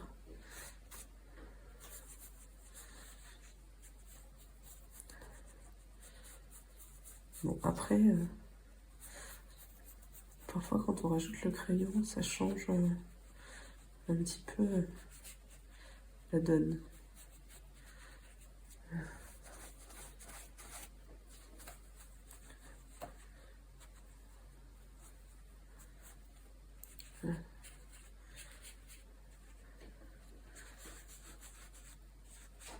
Après, pas non plus s'amuser à trop retravailler quand c'est pas quand c'est pas bien sec. Parce que là, sinon, je vais peut-être faire des trous dans ma couleur, quoi. J'essaie de voir si je suis passée partout. Voilà, là, je me suis fait un petit trou dans ma couleur foncée. Bon, allez, j'arrête. Je préfère refaire une troisième couche. Qu'est-ce que vous en pensez? Hein? Hormis le fait que je me suis mis du vert dans ma grenouille qui, bon, de toute façon sera verte. Peut-être pas de ce vert-là, mais voilà. L'idée, c'est ça. Alors, éventuellement, ce qu'on peut faire en dernière couche, ou si on veut vraiment foncer les bords de la page, c'est mettre un petit peu d'encre. C'est le côté, ça c'est le truc un peu facile. Et voilà, comme je vous dis, on peut refaire encore une troisième couche derrière pour rectifier un petit peu les couleurs, mais globalement on est là-dessus. Hein. Je vous enlève du coup peut-être, voilà, je vous montre d'un peu plus près. Voilà, ça fait un effet un peu magique et on voit pas forcément que c'est du néocolor. Je trouve que ça ressemble plus à du pastel gras là. Voilà. Avec, par contre, quand même, bon, oui, certains côtés du néocolor, mais vous voyez, dans le sombre, là, on voit bien, il n'y a pas vraiment de traces, il y a une légère texture, mais ça fait plus un aspect velours, quoi. Voilà, voilà. Bon, bah écoutez, je crois que je vais m'arrêter là pour les crayons. Du coup, est-ce que j'ai fini les 120? J'ai fini les 120. C'était les dernières gammes que j'avais à 120. Après, on passe au Black Edition à 106. Donc, bah écoutez, on va s'arrêter là pour aujourd'hui. La vidéo est très très longue. Comme je vous dis, peut-être que je me ferai les bords à l'encre quand ça sera sec. Peut-être que je referai une troisième couche, mais de toute façon, vous avez vu la technique. Et si je fais une troisième couche, ça sera exactement la même chose que la deuxième technique. Donc, couche de néocolor et passage à la brosse légèrement humide. Voilà, bon bah écoutez, j'espère que ça vous a plu. Dites-moi si vous avez envie d'avoir la suite du petit papotage là sur les crayons de couleur. Ouais, ça m'intéresse quand même de savoir jusqu'à quelle durée une vidéo peut être intéressante pour vous. Et si ce format où on fait un fond ensemble et où on papote en même temps sur un sujet vous plaît. Voilà, je vous dis à bientôt. Merci d'avoir regardé la vidéo jusqu'au bout. Si vous avez regardé jusqu'au bout, n'hésitez pas à mettre... alors je vais faire un petit émoicône montre, par exemple. Vous voyez, un cadran, un truc d'heure, ou je sais même pas si on a ça, mais bon, j'imagine qu'on doit bien avoir ça dans les différents smileys qu'on a. Donc, n'hésitez pas à me trouver un truc qui se rapproche de cette idée de temps, ou de sablier, ou de trucs comme ça. Comme ça, au moins, je verrai que vous êtes allés jusqu'au bout. Et puis, voilà, merci encore et à une prochaine vidéo. Salut!